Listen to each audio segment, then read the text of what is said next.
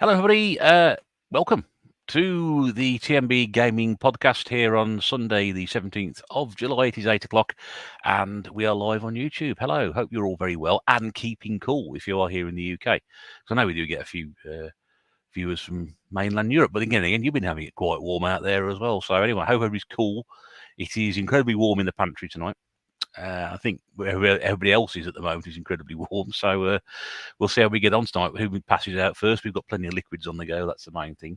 So welcome aboard. We're back again after our last episode, and we are going to be discussing tonight very, very interesting subject. I'm sure pretty close to most people's heart, which is the price of games.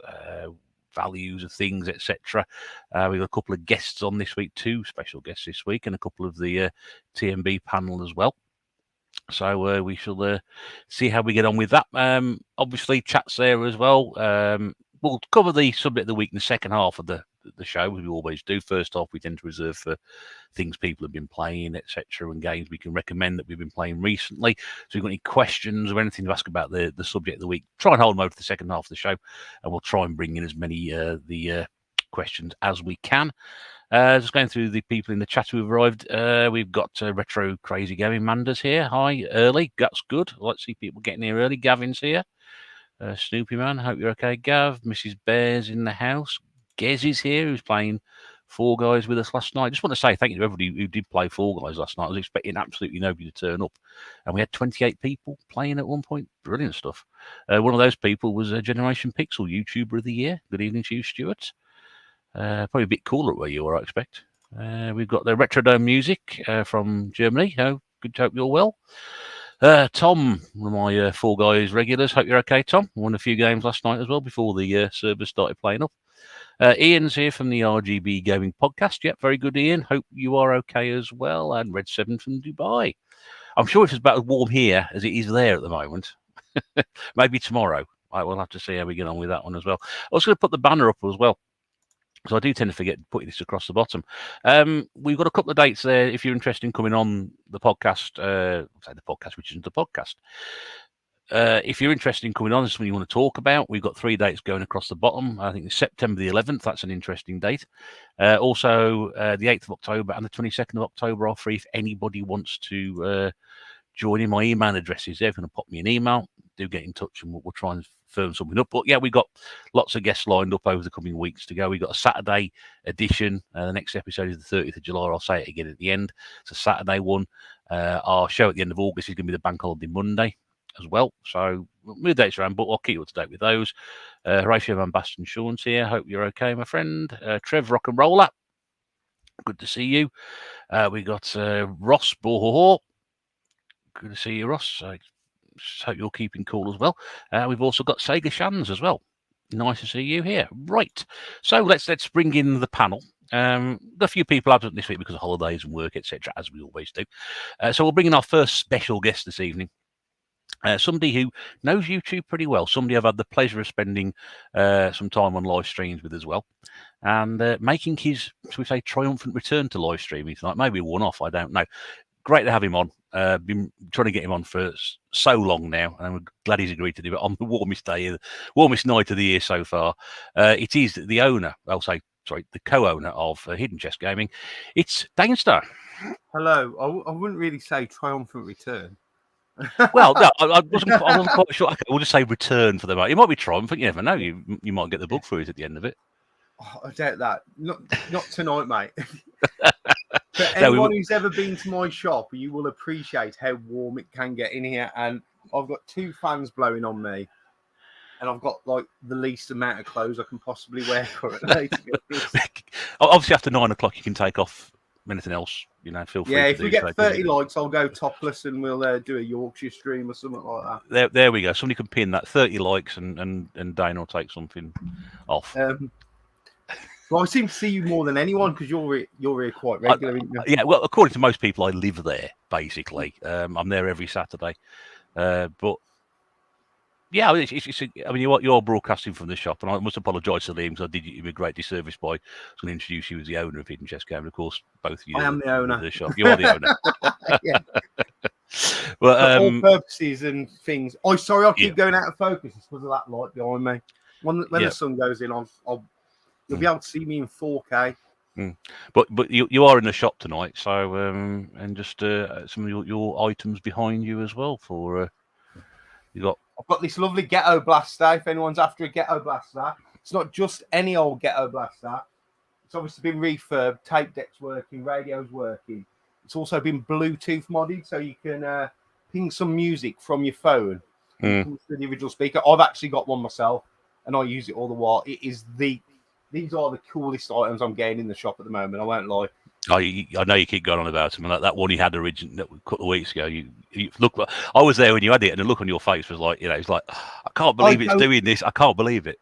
It goes everywhere with me, to be honest, mate. It's in the boot of my car now, because when I'm at home, although I do have days off from here, I obviously do my other job. When I actually have days off, I'm still doing work at home, so I have it on in the background with my my Prime playlist playing in the background, and it just amazes me that it comes through the old technology. The speakers or nothing's been changed; it's all original tech, but it's had a Bluetooth mod, which brings it well in line with the current generation. I mean, all the kids are going mad because of tapes, because of the Stranger Things series with Max with the tape deck player and stuff like that. So it's giving the stuff a whole new lease. And this one's even got a clock on it that tells the right time.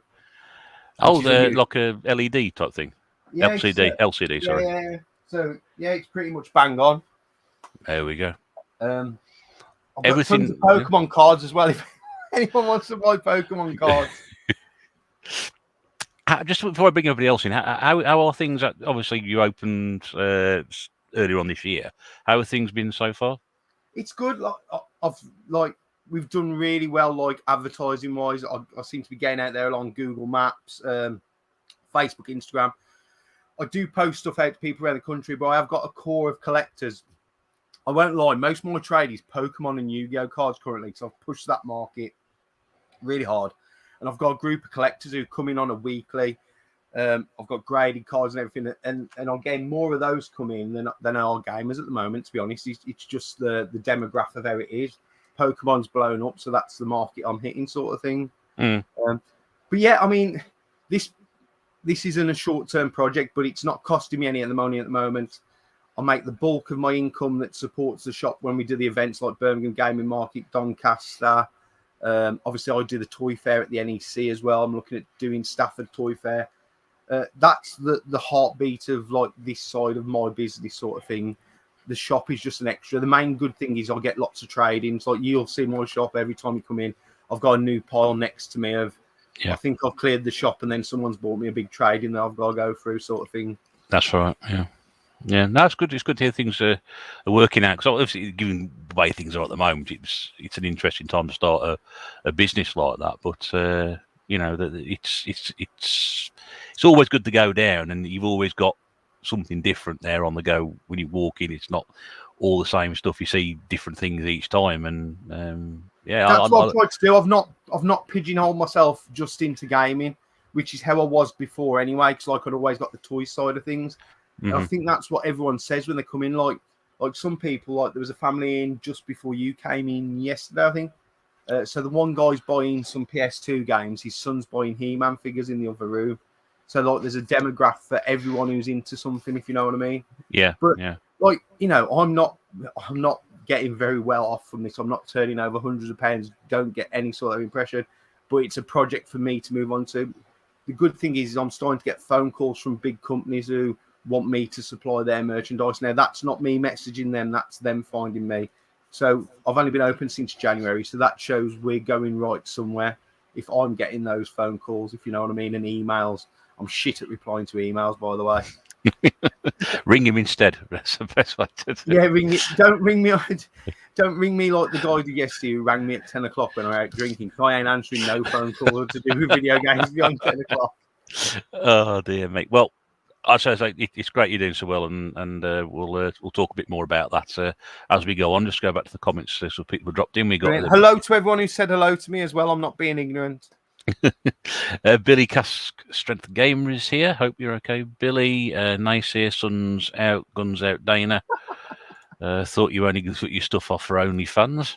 Funnily, we were talking about OnlyFans before. I'm $9.95 a month if anyone wants to sign in. Trev's starting to get the give the video a likes. We try and get it to 30 likes if we can before the end at some point.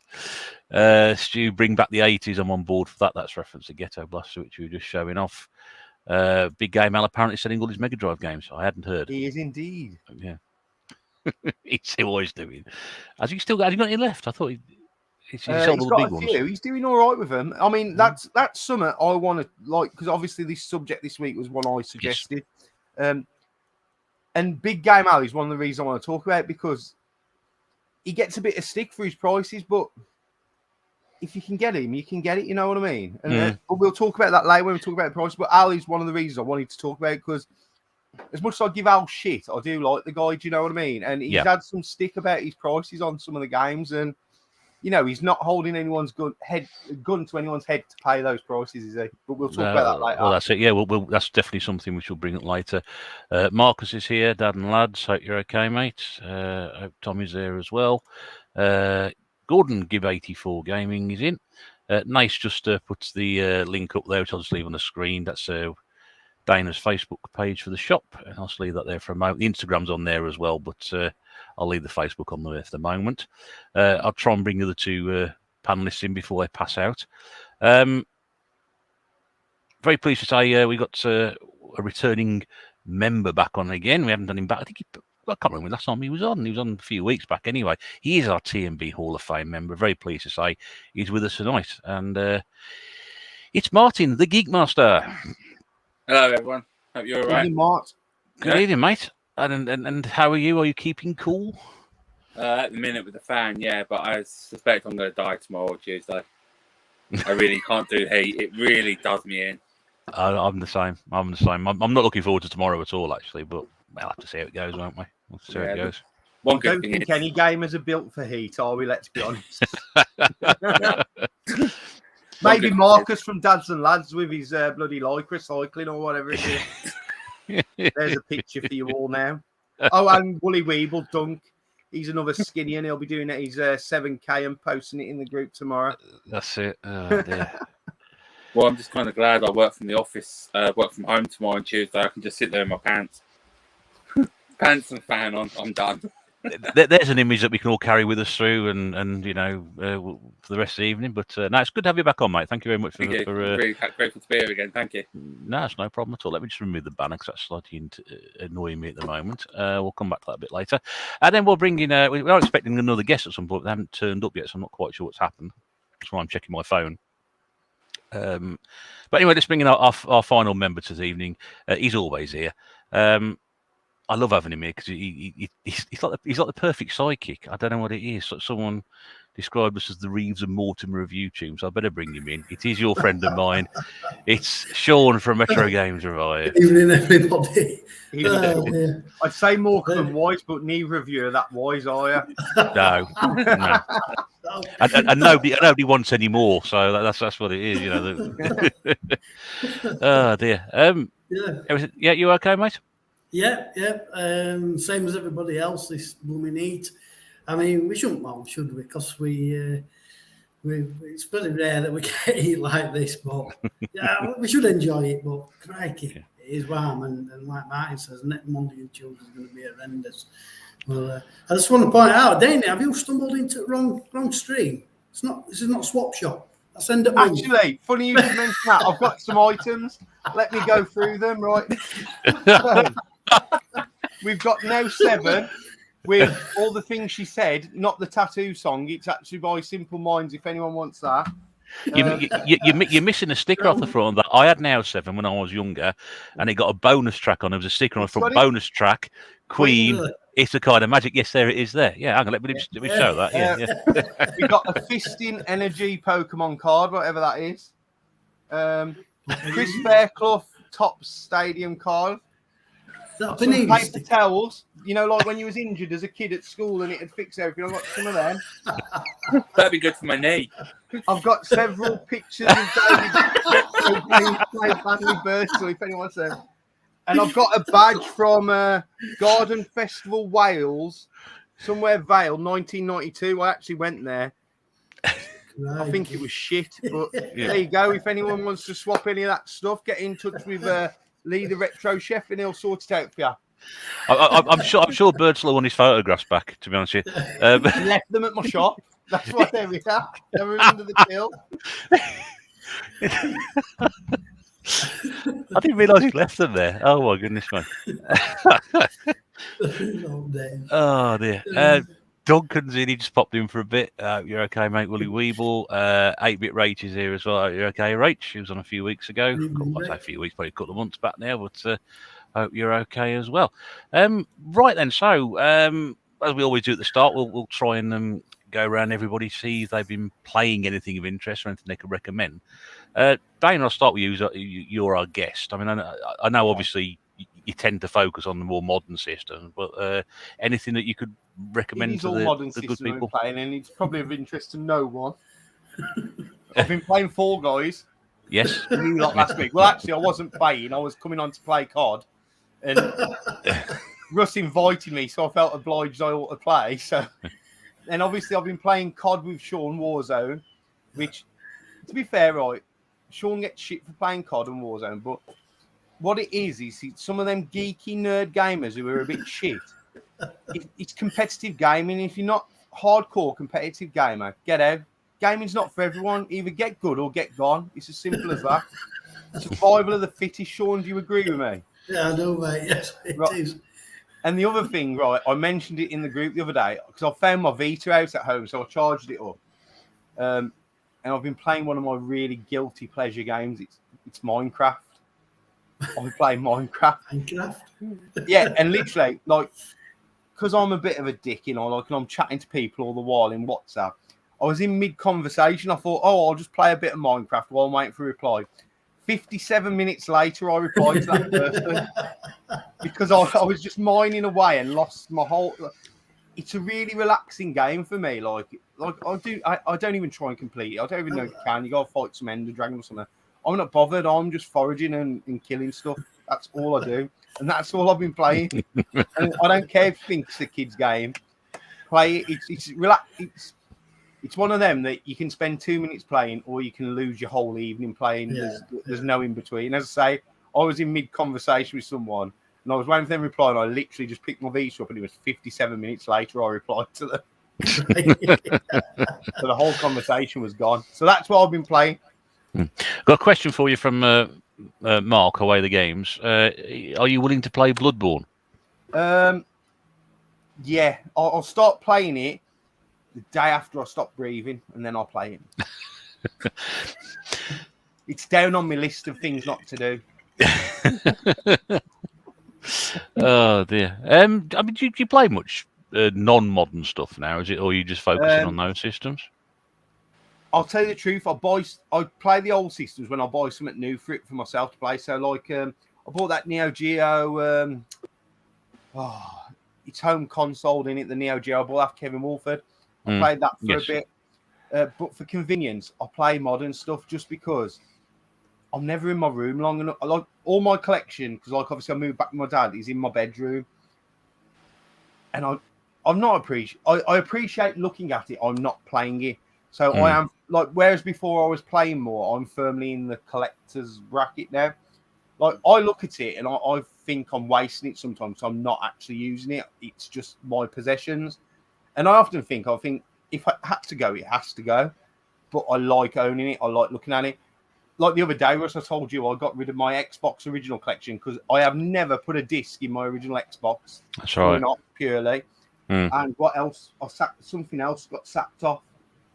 My PS4, because I don't play any of my PS4 games. I've got a PS5 at home. PS4 Pro lives in the shop. So I was like, they're just sat on the shelves. They're never ever going to play. And I needed somewhere to put my trainers because I've got a ridiculous amount of trainers as well. So I was like, I don't know why I own these Xbox games. Well, I do because they come in bundles and they're cheap. But I've never put an Xbox disc in my Xbox. It's purely coin ops. That's all I use it for. And same with the PS4. Other than... what was it? Was it Truck Driver that I streamed online before? That truck driving game. That's the only game. Yes. Yeah. That I was considering keeping because I quite like it. Whereas the rest, I can digitally download or... To be honest, I love the PS5, but I don't play hardly any games on it because there's nothing out that tickles my fancy. Nothing at all. And and that's if it wasn't because I got the PS5 because someone had been after one for ages for me, I'd still be okay with my PS4 Pro. But when I got rid of the Pro to here, I never put a PS4 game in the 5 for some reason. I just wasn't playing them, so that got sacrificed. But when it comes to the, I mean, I say that right. I'll show you some pickups because I'm never going to do a fucking video. I have stuff up, right, and it's some of these more modern retro games. So you've got I keep wanting to say Windjammer. It's not. It's Logjammer. That's on the NES. Little Medusa and Coffee Crisis. Now I bought these off Craig Turner, who runs Retro Revival. Used to be Turner's Arcade. Now I've bought them. I've got no intention of playing them because I might put Coffee Crisis in, although I've got it on my Nevercade. But my Mega Drive stuff, so that's got a chance. I'm not even being asked to sort my wires out on my NES to play them. They're literally just nice items to sit on my shelf. I like the cases and that's on those. where I am at the moment. That's like I might turn my Vectrex on. I do like playing my Vectrex. Again, that like collections come to a halt because I bought that bundle of stuff that was so nice. I now don't want to add anything shit to it, like shit condition. That makes any sense. You've set that bar high, haven't you? And before it wasn't, and then I bought that big bundle. It's probably one of my previous videos, where everything was nice, and it set that bar now because all my box games are all nice. So now I won't put a crap one in there, if that makes sense. Yeah, I'm with you. I'm with you. But I'm definitely firmly in the collector's bracket at the moment. I'm not playing a lot of the modern stuff, really. So yeah, it's like I'm the same. I'm buying very, very little at the moment and playing more modern games, which I never thought would happen. Because if I went back 18 months or so, wouldn't even contemplated doing that. But it can't keep me off the PlayStation 4 at the moment. It's just just the way it is. I thought having this shop, I would have a chance to game here. Massively naive thought from me. Massively. Yeah. Although I was saying earlier, like I'm not massively busy here, but there is like I might get half an hour spare free, but in that half an hour, I'll be pricing something up or doing something because then when a customer comes in, they always want to talk and have a chat. So I'm the dream of me standing and playing like COD on here but in the back on the arcade, that is firmly disbelief. Everything's for everyone else to use and not me. Yeah. So. Oh, well, there you go. That's it. Right. Well, as Gordon says, bonus pickups. It's always good to get some pickups on the podcast. Thanks for that, Dana. Sean, what have you been playing? I haven't been playing that much, really. I've been playing COD, obviously. We had a few games the other day, didn't we, Dana? And other than that, I haven't really had much chance. Though I have been playing Outrun Coast to Coast today because I've just recently bought that. It's like an arcade cabinet. It is an arcade cabinet, but it's been modified, and it's basically running a PS2 with a steering wheel. So I've been giving that a little go, and yeah, I love Outrun. I'm not sure I prefer Coast to Coast actually to the original Outrun.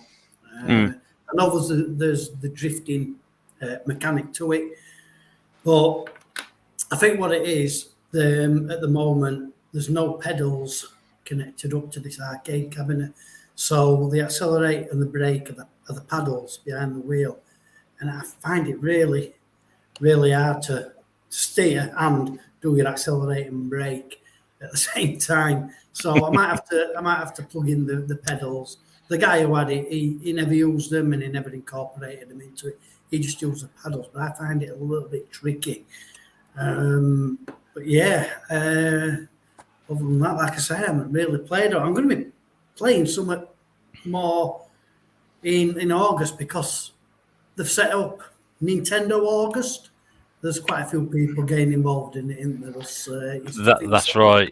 That's got a lovely ring to it, that has, by the way. Whoever thought that, wow. Nintendo August, yeah. Wow. It's a long night at the office, I think, that one. Best I could come up with. Eddie Ritt all over it, that has. So I'm going to try a few. I am going to put the old Pokebot powered on and give some games by Nintendo. We'll go Speaking of Eddie, he came today. He visited Lockup. It was nice to see him. So, is it him who's doing the tip run for you? Yeah.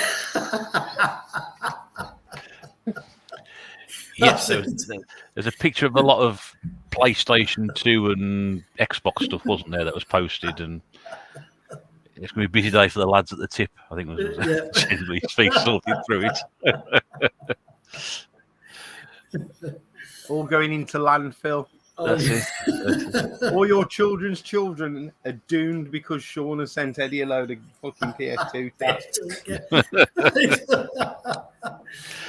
Steve can't get shut up. Eddie's took it. He's a good lad. Mark said, have you been busy watching 50 Shades of Grey? Yeah, it's still in its box. But is that educational purposes? That's educational, yeah. That's why we'll be spending a lot of time at the lockup on his own. That's what it is going to be. So, yeah. It's unseen edition as well. So, yeah. I'm sure somebody's done that. Oh, well, there we go. Okay, thank you for that, mate. Gordon says, have you tried Horizon Chase Turbo? I haven't, no. No. I've not heard of it, if I'm honest. It's similar to Outrun, I believe. Yeah. Right. I'm guessing his Xbox, is it? If it's Horizon, I'm guessing it's... No, I think it's like Switch and all of them. Yeah. I think. Yeah. Oh, actually, hang on. That game rings a bell, actually. Yeah, I think it's a recent Outrun like copy as such, because I'm sure Amanda will be able to tell more. Is it more Chase HQ inspired, like, or something like that? Where I'm guessing. Possibly. I haven't really paid much for that, so I'm not 100% sure. But I know it's definitely Outrun inspired. Yeah, Amanda says she's got it on the Switch and it's good. I've heard a few people recommend it to me as well. So I think there's DLC for it, maybe as well. Yeah, I think there is. If anyone can get the hashtag Nintendo August trending in the top 10 on Twitter as well, I will be massively impressed with it. Well, we got COD to Coast. COD to Coast, that's good. and Gordon's already started that with hashtag Nintendo August. That's what I said. If that trends on Twitter, I will be massively impressed. It rolls right off the tongue. Now it's got hashtag Norgust. Rach says, I've always wondered why it was called 50 Shades of Grey, the most boring colour except for beige. Have you ever heard of 50 Shades of Grey? Yes, I have heard of that. 50 Shades of Grey. Yeah, I've heard of that one. Yeah. Is there a lock-up in 50 Shades of Grey too? He's got a room. He's got his own room, hasn't he? That's it. Dana's on about gear shifters as well. So gear shifters, like the gear stick. No, it must be a game because gear shifters is okayish game. So. Okay. Mark with a name like that. Was it one of those cinemas that are painted pink outside and stuff, and you have to find the side entry? It's the same one that Marcus went to because he saw 50 Shades at the cinema apparently. So. Yeah. Sure there's one in Bilston. Well, Sean wasn't far from Bilston yesterday, so he could have popped in there at the same time. Yeah. So hang on, you come down this way and you didn't pop in my shop, mate. I know, and I explained to Ross, we were just pushed for time. It took 3 hours to get there. We said an hour and 50 or something. And Satnav sent me to the M6 toll road. I didn't know about that. Cost me £11.60 for 2.5 miles. That's what it van. Oh dear. Good day though. Good. You live and learn. It was an adventure. Before we come to Martin, I'll bring in our other guest this evening. It's good. We had him on a few episodes back. Great pleasure to have him back again. And it's Paul the Ink Northerner. Thanks for coming, mate. I had an Eddie moment, so I was asleep.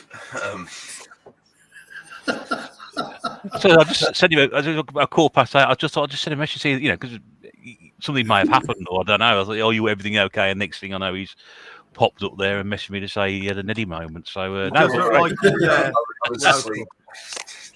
Trust the Yorkshireman to be worried about joining the M6 toll and not want to pay it. He broke into a sweat, and it's nothing to do with the heat. Can we highlight Martin's drink, by the way? Martin, can you show me your drink, please? Please tell me you've got some of them in the freezer. Oh, awesome. Yeah, Oh, they last forever if they're frozen. The good thing Yeah. is, it's shop literally downstairs. But as well. Martin, you're Yeah. drinking it wrong. You've put the straw in the top. You don't Yeah, drink you it always like used that. to. You bite Bite the bottom off the it. The corner. problem is, these straws are useless. So it's just keep prodding it Yeah, until it don't fucking use them. goes You in. bite the corner off. And drink them out. Oh, I well. said the cool kids did it back in the day. That's it. He's got a case of them. I've got the people at the shop to buy me a box, so I've got loads. I've got a few in the freezer, loads more in there. So Them are the ones, man. If you put them in the freezer, 100%. yeah, I had training at work, and it lasted like the whole 3 hours. It's cola one, just every now and then, just like having a nice cold drink, or just like using it as ice. Like really good. Calypsos. says Yeah, and the Rach. triangle ones with doublies, like triangle shaped ones. Yeah. Yeah, Them I've are got the some ones. Tango ice bowls in there as well. I think. There we go. Marcus thought Paul was sunburnt, but it's his vest. I was going to say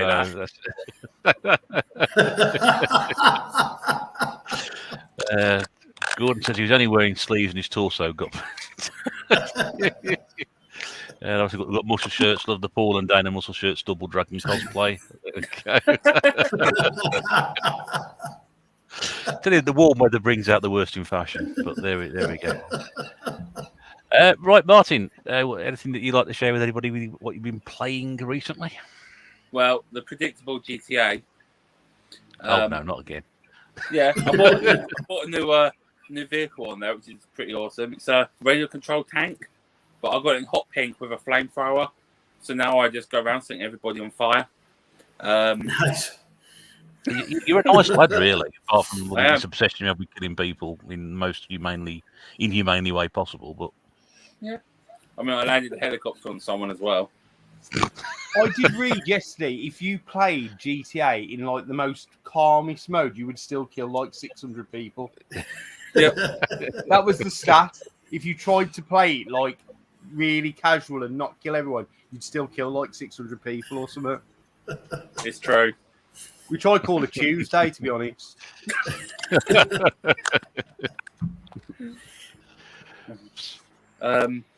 I've done like half modern, half retro, depending how you look at it, because I've been playing the Sonic Origins. right, yeah. So like, obviously Metro, recent game, but obviously the old Sonics. But like some of them, the Sonic CDs, the remake or re-release they did with like the updated bits. So good to be able to play through that finally. Just need to get a CD for my actual copy. And I ended up playing a bit of Smash Bros. Melee. Oh, right, yeah. Because I think it's the best one, and I normally get a lot of hate for it, but I don't care. It's my favourite. It's not a game I can get into, that one. I've said it many times before. I play the one. Is that the N64 or the GameCube? The GameCube one. The game. That's the one I had, and I bought it when it came out because I hadn't known much about it, and I just couldn't. I just didn't understand it. I just didn't get it. You know. Yeah, I mean, I played the 64 one, and I have it now, but the GameCube one's always been my favourite. Don't know why. Just has been. Spent some time on that, which again, I suppose, involves killing people technically. Yeah, I think Smash Bros. Rush, you probably struggle to get into it because I think that's more like a multiplayer experience, like where you're all together.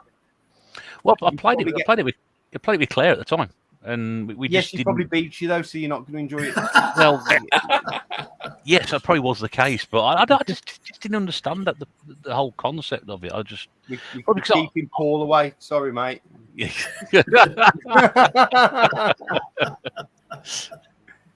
your head down, mate. I play against like 3 NPCs, but like on the highest difficulty. But most of the time I still win, but I've been playing it since it came out for like 20 years. Ah, right. Yeah. But it's still a lot of fun, I find. Just finding new ways to do it as well, like whether I just hit them with a baseball bat or blow them up. Just sort of I keep saying I'll go back and play it, but I never do. So yeah, it's my personal favourite. Other than that, not much else really. I've been reading some of my other Matt stuff, like my manga, and sorting out my Pokemon cards really. Most of the time, getting all that sorted out as well.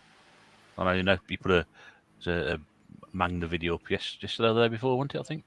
Yeah, it went up yesterday, I think, or Friday, one or the other. And so Sean put his lock-up show for July up as well today, which if you haven't seen that, go across and have a look at that one. Always a good watch. By the way, quick draw. What was Have that, you mate? watched it? Have you watched it? I thought, fuck, watch nothing. I told you to watch it. You got a mention in this one anyway. Did I? I will watch it. Just not today. I'll tell you what I've been doing today. I did pop to Merrill to buy this vest. I got my car washed, and then I've been lying on my bed like this with the fan on. That's all I've been doing all day. I've been fucking done. I went up the shop to get some ice lollies. That's all I've done. I'm not built for this weather. Right, says we've done like Calypsos. Lot the green ones until Gentleman May from Snot could never touch them again and stay with me for 30 years. Gordon hasn't bothered with the GTA since Vice City. Mark had to stop playing GTA. I spent hours stalking women on the beach. I'd follow them for an hour, learn their patterns because I knew I wouldn't be spotted. Trevor says got GTA 5 and a 360, but never got the re-release on Xbox One. Mark's on the current gen now as well. That's the problem. Yeah. I think the fun thing with it is I play like by myself sometimes, on whether it's story mode or just online. But I play most weeks with like 4 or 5 of my mates, and then that's where it like turns to carnage. It's like we'll help each other make money, and then we all just turn on each other and try to like snipe each other in the face from close range, or sneak up behind each other and blow each other up. It just turns into carnage, but it's really Sounds like fun. playing COD with Sean, to be close fair. range. What? Yeah. That's wrong. You're putting that game really wrong if you're sniping at close range. Yeah, but it's just on purpose, isn't it? It's like we're just like a few meters apart, just trying to snipe each other like this.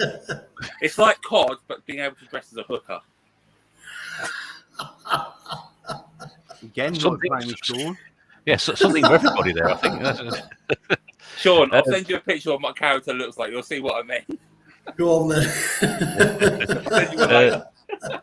Nice has put the link up to Sean's lock-up show, by the way, which is up on Retro Games Revive Cheers, channel. mate. By the way, Sean, just a very, very quick one. Quick Draw McGraw is not a dog, he's a horse. Oh, is it? Yeah. What gives it away is the mane, which goes down the back of his neck. And also give away quick draw, like that's Western. I Yeah. don't remember many dogs in the Westerns, like, but I remember a few horses, like. Also had a long face. Yeah, Did it? yeah. Oh, And, It's always the same, very goofy dog. and possibly a giant cock as well. So we got absolutely no idea whether that's the case as well. I think But, the thing that would determine it is was his voice a bit hoarse? I don't know. I've never heard him talk. I was asked because I was sitting there telling me, shout, "It's a horse! It's not a dog! It's a horse!" Woke Claire up. She'd fallen asleep during watching it. So that was... I think Paul did as well. I think Paul says he's been watching as well.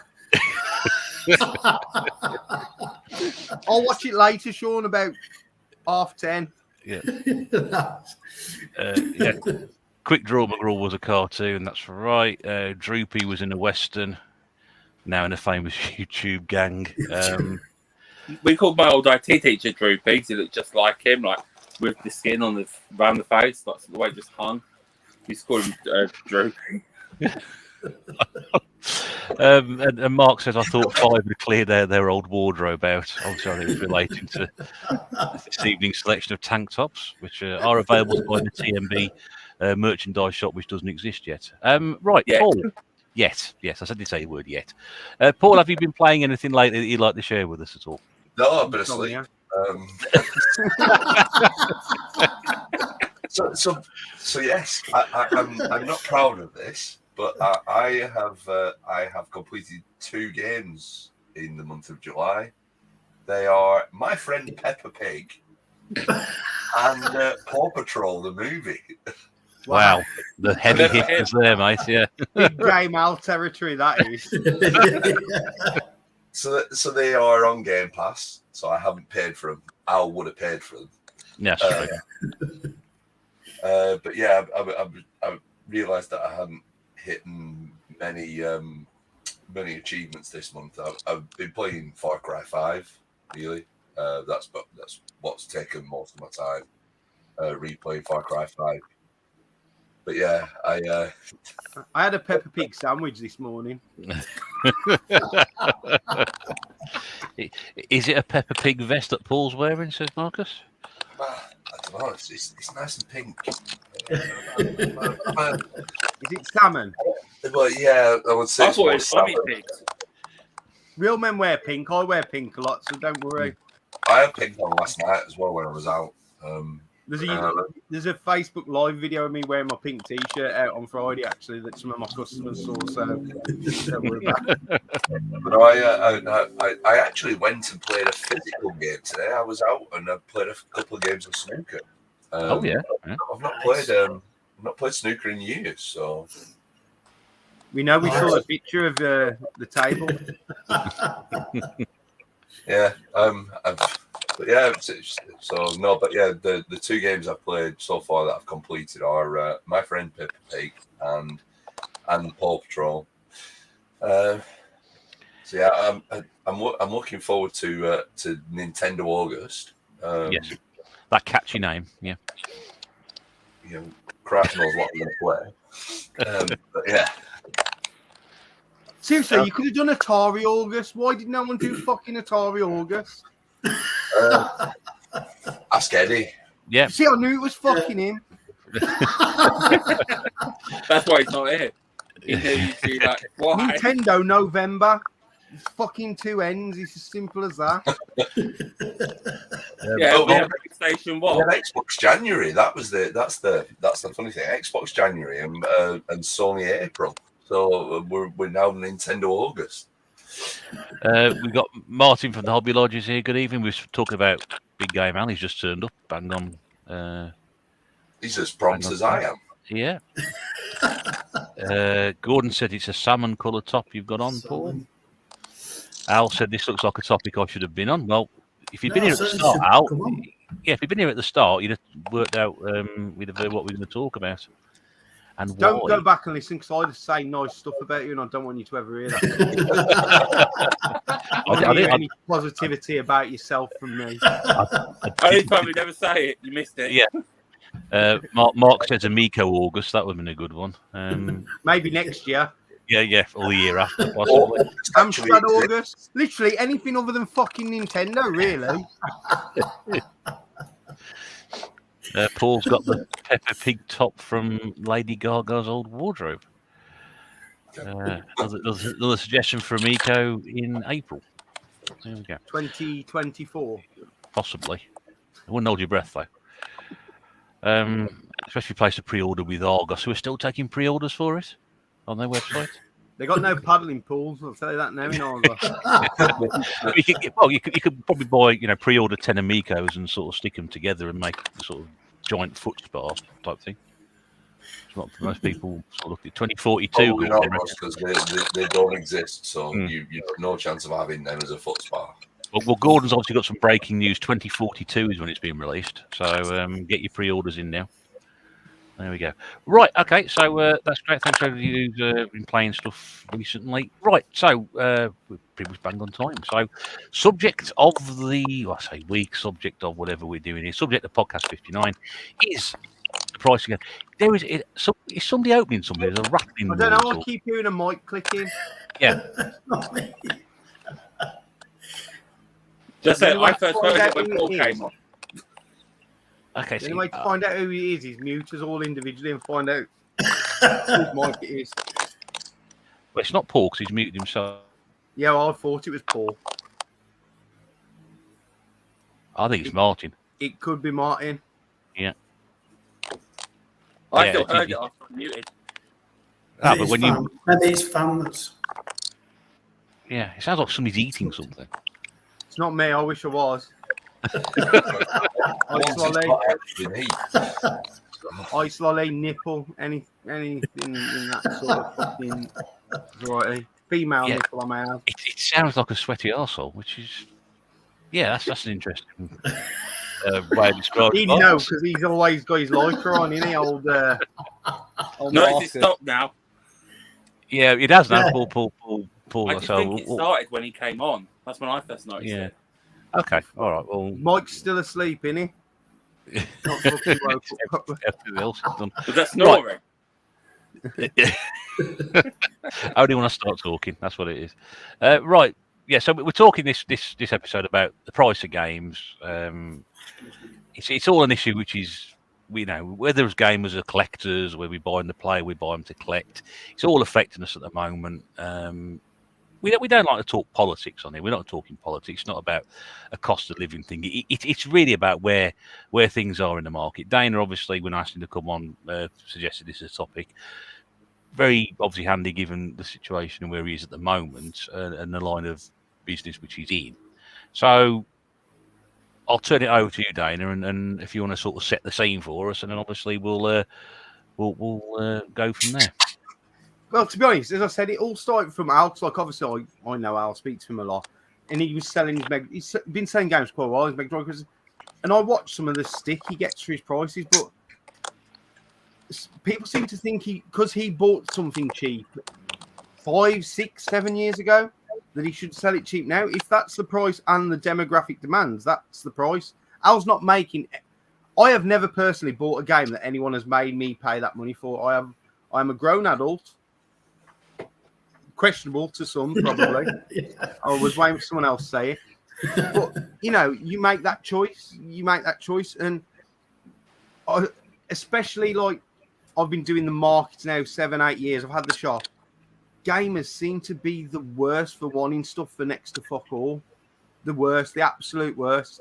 Like, I've had people, like, try and knock 70% off my price at a market. I'm like, mate, it's not even worth me buying it to fucking sell it you for that, you know what I mean?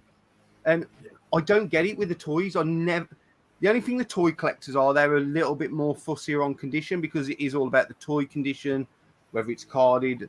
But, like, with prices, toy collectors just seem to pay it. Again, same with Pokemon cards. I sell a lot of them. They're collectibles. I mean, that is my main demographic at the moment. As I said earlier, I get loads of Pokemon collectors come in. They all just want to know the condition. They come and see the condition. And these people spend big money on Pokemon cards. But yet with gamers, it seems to be a current trend that everyone seems to think they should be getting it for next to fuck all. And they seem to think everyone's making money on it. Now, don't get me wrong. I make money on my stuff. Some stuff I break even on. But if I had some stuff that I had 6 years ago and I bought it at 6 years ago price, I would make a loss on that. For instance, I know for Super Mario Kart, for instance, on the SNES, 6 years ago I was getting 30 quid for that loose cart now. Back then I was getting 30 quid loose cart. You're looking to get 10, 15 now for that. Now, if I'd have bought them at, say, 20 quid 6 years ago to make a tenner, I'd now be making a loss on that product. Do you understand there? So it swings and roundabouts, but there's certain games that will find their level, and then there's certain games that will keep going up and past that £1,000 mark. I really don't know who's making that crackling. I think it's you, Martin. I don't know. That's my point. I don't know what you guys think of it because you look at it from a completely different aspect as me. I look at it from a collector. And don't get me wrong, when I buy stuff, I want to pay a fair price, but I also don't lowball people either when I'm buying off another trader, say. Like if I'm buying it off a boot sale and it's chucked on a fucking field or on a table, I'm paying a low premium. If I'm going to a shop, I'm going to an event in a store, I expect to pay that premium on it. Does that make sense, or am I talking utter bollocks? I'll jump in there. I'm probably a seller's dream because you know, Dana. I never ask for a discount whenever I come to you. I never come and expect a discount. I when I go to somewhere, be it a market or be it a shop, if someone gives me a price, I tend to pay it because it's your business at the end of the day, and you know if I think something's not worth it, then I won't pay it. Yeah. So don't get me wrong. Like I know people and certain traders who I won't name, and it's none of the ones you lot know anyway, who do price stuff really high. But okay, say if it was any other market product, say it was this vest. If this vest is £2 at Primark and the exact same vest is £10 at River Island, where are you going to go and buy it? You're going to go and buy it at the cheapest place. You don't have to buy it from there, is what I'm saying. but a lot of the traders do trade at fair prices. You know, don't get me wrong. Sometimes a game will fluctuate. It can fluctuate over a week. You know, it can go up, it can go down. But like, actually, who is crackling, man? I think it is Martin. I'm still hearing it when you mute me. It can't. No, it's not. I'm muted and it's still happening, so it can't be me. Yeah. It did stop when you disappeared. Like when you dropped off for a second, it did disappear. And it did start when you first came on. I think it's your end. I don't know. We stopped anyway. But no, it's 2 seconds.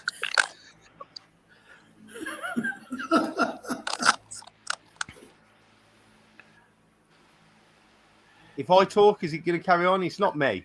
No, it seems okay now. I think what happened, I think it did start when Paul came on, and then when he dropped off temporarily, it stopped and it came back on. Because it kept happening even when you muted me. So yeah, it sounds like the world's crappiest game of Cluedo. This at the moment too. It might not even be the mic. It might just be like the internet signal or something. It could be. If he's got a fan on, it could be going across his fan or something like that. Because it's not all there all the time. Just go through these comments very, very quickly, and we'll get back to that. Gordon says the price is really relevant to what you're willing to pay. Mark says Al's always looked after him. James is here, retro and import gamer. Al said he's never overpriced games. It's only 2 people saying he's overcharging. Well, I can say Al's not either. I've had a few games off him, and he's done me a good price every time.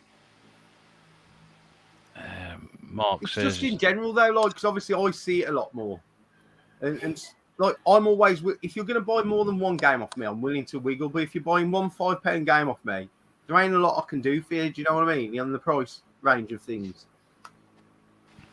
I just think, especially lately, everyone seems to be wanting stuff for next to nothing, and I'd rather keep my stuff than lose on it quite often as well. Like the market is going up. It is going up, and that's just the way it is. Like PlayStation 2 is currently going up in value because you're getting to that demographic age now where their late 20s, early 30s is when that was their nostalgic system. So then people start buying it. To me, I still think it's a pile of shit, but the value of it goes up. But no, the market dictates the price, not the seller.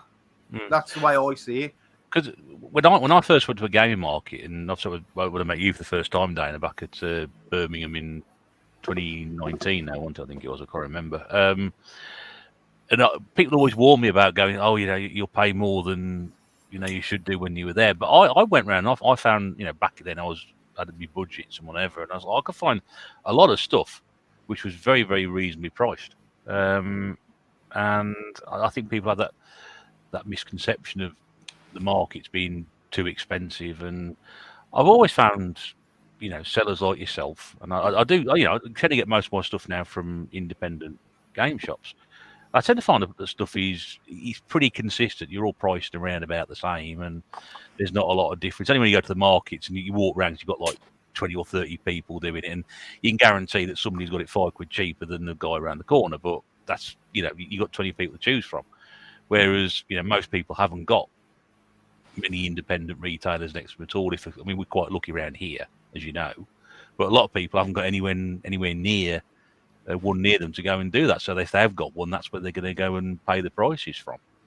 But I've always found that there's certainly ones around here are very, very, very, very close in terms of the pricing.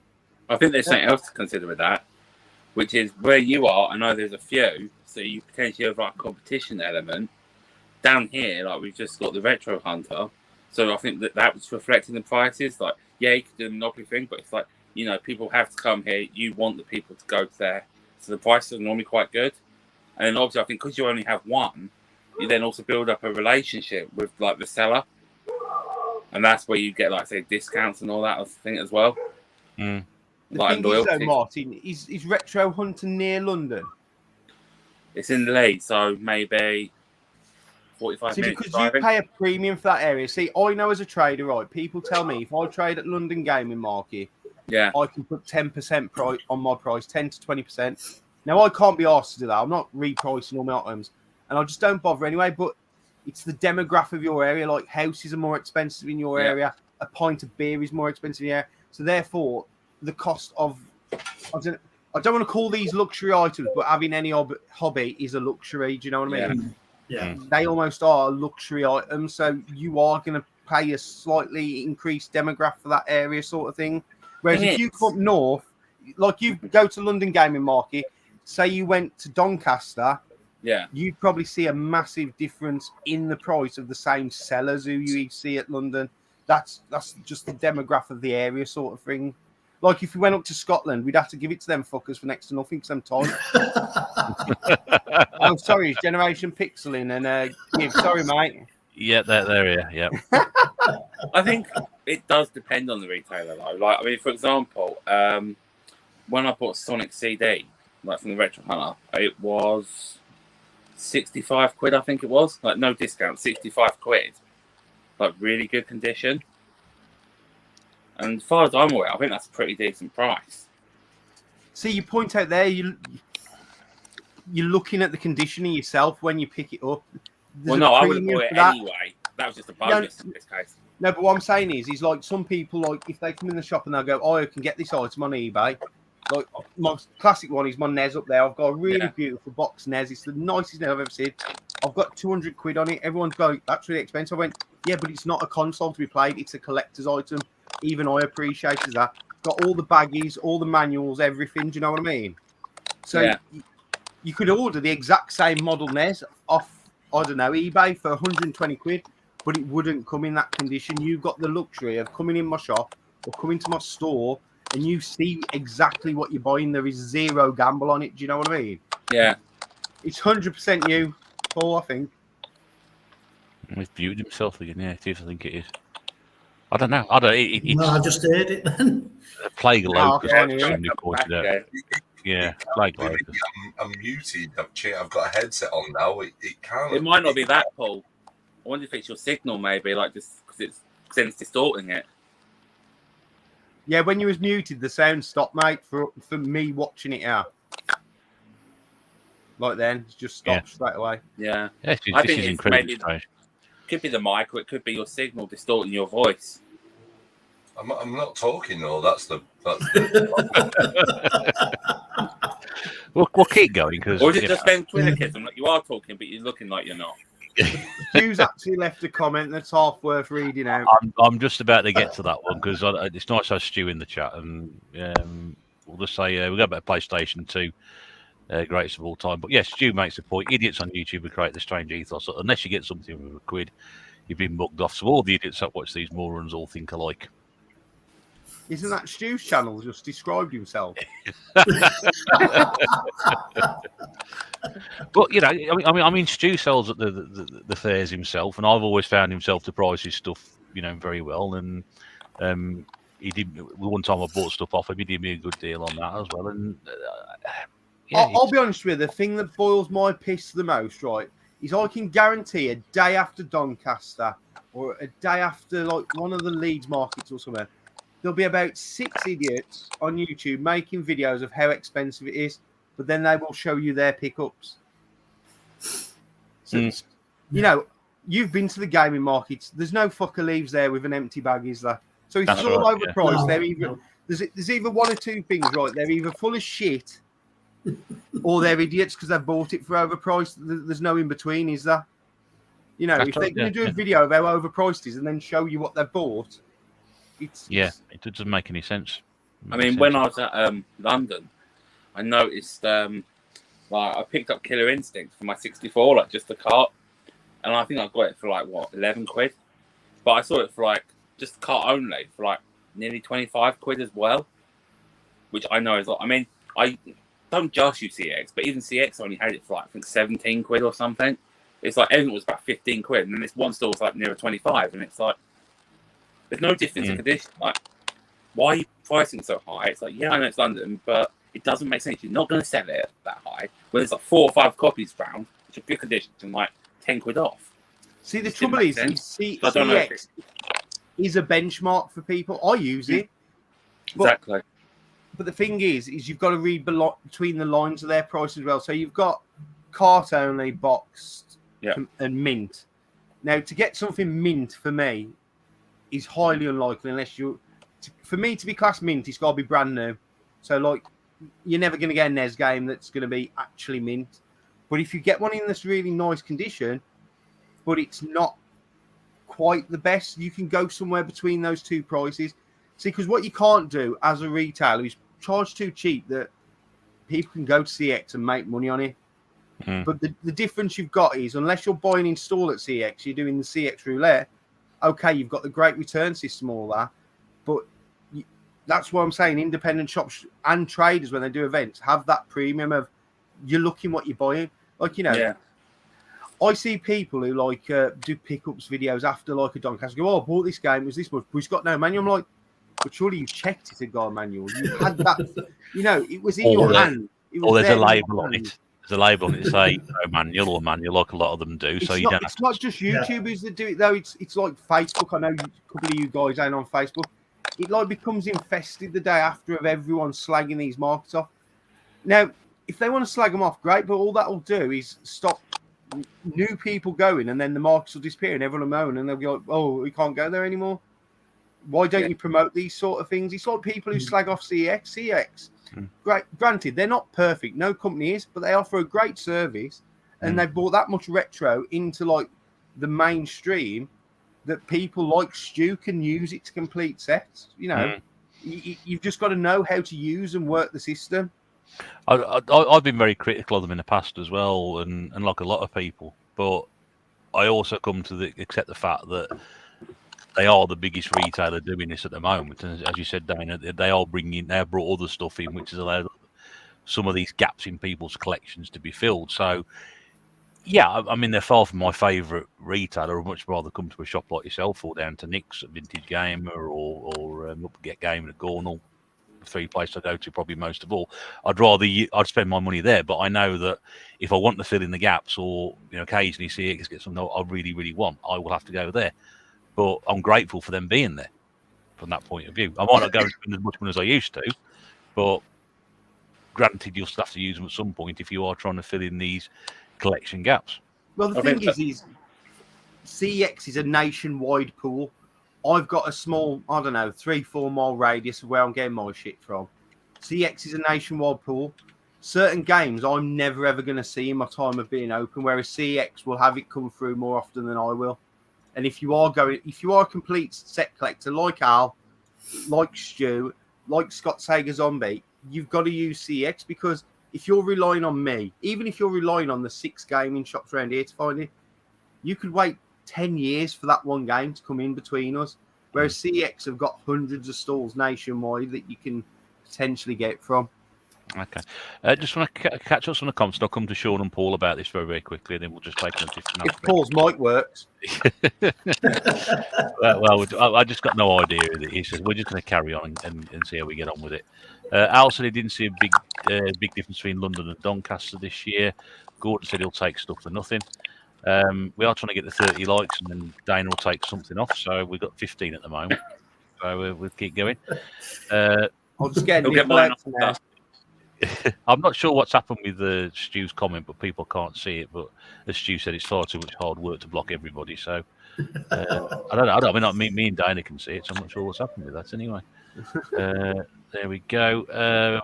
Just a couple of other comments as well. CX or eBay, chicken and the egg. Which one came first? There we go. Retro Claire said, I think if you buy something second hand, like it all is, and you feel like you got good value, then you've had good value. That's a good point. Steve says, has Paul got a mouse in his mic? I'm not sure what it is. We can't pin it down. A question for Dana very, very quickly. Do you think CX made it easier or harder for traders, or they are setting a market price but no consistency of quality? It gives you a rough guideline, do you know what I mean? Certain stuff you have to search on eBay anyway, but, you know, if I see something on CX and I think that's way too cheap, my game is better condition than that, I'm going to go up, you know what I mean? Again, if I've got something that's CX a price and I think, oh, that's a bit too over the top and mine's not quite that condition, I'll come down. But at least they're a benchmark. No system's perfect. The trouble is, it's like anything.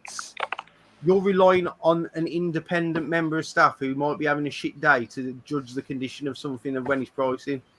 Like, you see people who buy stuff that's unboxed, that's actually boxed, because that member of staff is over fussy of what they class as boxed or something. It's not a perfect system. It never is. And unless everything went to one central warehouse, and it had like certain members of staff to grade everything, which would be such a slow and arduous process. It's all we've got at the moment, to be fair. It's not made it easier. It's made it easier, to be fair, because I have a rough idea. Do you know what I mean? Consoles, they're more than useless on because their prices are massively, massively over the top. I put a picture in the group the other day of a SNES for £100. I wouldn't dream of charging anyone near. It all depends if you want to sell it. I price my stuff because I want to sell it. I don't want to keep it forever. But some of their prices are massively over the top. But then again, you look on eBay, some stuff goes on eBay and you think that's gone for too much for the condition it's in. Which if that one person at that one point, we're in a society where everyone needs everything yesterday, and where that's what it is. And some people will pay it, and then some people will do a video crying because they couldn't afford to pay it, and that's kind of how it is, sort of thing. But to answer that question in short, they have made it easier, I think, because they give me a rough idea. And there's eBay sold listings, well, which Al points out there, certainly for retro. So I was going to say, I think CX and local shops in a way have their own specific thing. Like CX have their own service, which is they're basically nationwide, as you say, so you can get stuff from anywhere. And a lot of the cheaper stuff often appears there, I found. But if you want more like specific or like better quality stuff, that's where I think shops more like yours, Dana, have their advantage. So I think really they serve different points per se of the same market. And it depends what you want is where you go. Because, I mean, I'm looking for the 64 games, so I'm pretty much running out of the cheaper ones to get. So I'm going to be looking more at, like, say, the shops, sellers at the market, for example. That's where I'm more likely to get them, I suspect, from what I've seen. Or at least in a decent condition. Whereas when it's the cheaper ones, it was more often I found CX had them in. If not here, there's one in London I could get to easily enough, for example. So I think they do serve different, like, points of the same market. The only thing I think CX should probably do, if like say one item, like, do you know how certain items seem to be on forever and you see pictures in the Facebook group, don't order this because it's come from here and it's not complete or whatever. Maybe if a certain item has come back, I don't know, more than say 6-7 times, maybe get reevaluated and drop the price of it. Yeah. To just because then it'll get out the loop. Do you know what I mean? Get out the loop. So once one item's come back several times, think, oh, we need to downgrade that from like box because the box is shit. The manual's not there. No one wants to keep it. Let's then bang it out as unboxed. And then someone who orders an unboxed game is going to go, oh, that cart's all right. I wanted it unboxed anyway. I've got a bonus of a box here. That rather than keeping it in the loop, that would just be an idea sort of thing. Because I think alternatively, it's like for them more expensive items like that, they should have like, I don't know, something at their HQ or something. I know it's a franchise, but they must have an HQ somewhere, like whose job it is to value that.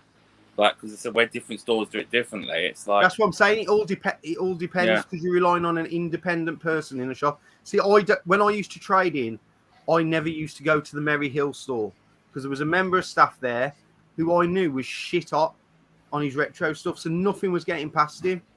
Nothing. So I'd take it somewhere else. And that's where the stores differentiate from each other sort of thing. So you're never going to get that with a nationwide service sort of thing. Okay. Yeah. Just again, a couple of comments. Boothie says YouTubers slag off CX the views. I don't know why they get so much stick. eBay is the worst. They have lost me as a seller with the experience that I've had recently. Is that Boothie? Yeah. Hold on a minute, Rod, because me and him had a right big boss stuff about a year ago because he was bumming eBay over CX. So I will have an apology in written form, please. Written apology. Steve again, I think says said it quite right. CX is what it is. Better to support the indies, but still a handy resource to have, which is what I touched on earlier. Joe Gaming Girlie is here as well. Good to see you, Joe. He was on with us a few episodes back.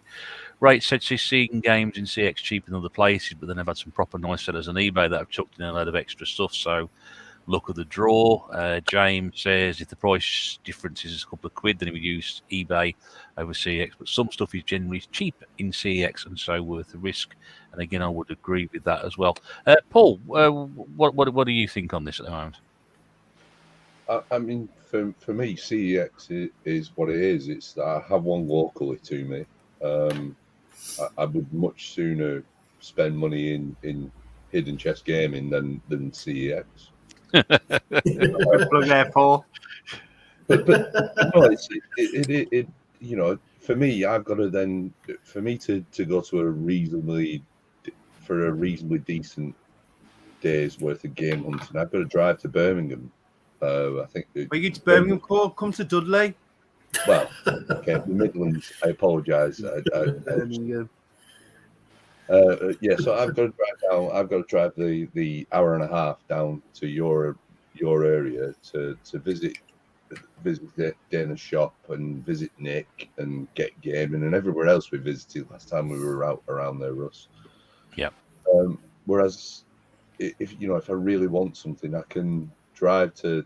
I've got 4 or 5 CEXs within reasonable driving distance from me, but I would sooner spend the money, even if Dana was 10-15 quid more expensive than CEX for a game. Prices are just going up for you now, Paul, as you speak. in your shop than spend it in a CEX, but CEX is very good in terms of it's very accessible, and I can.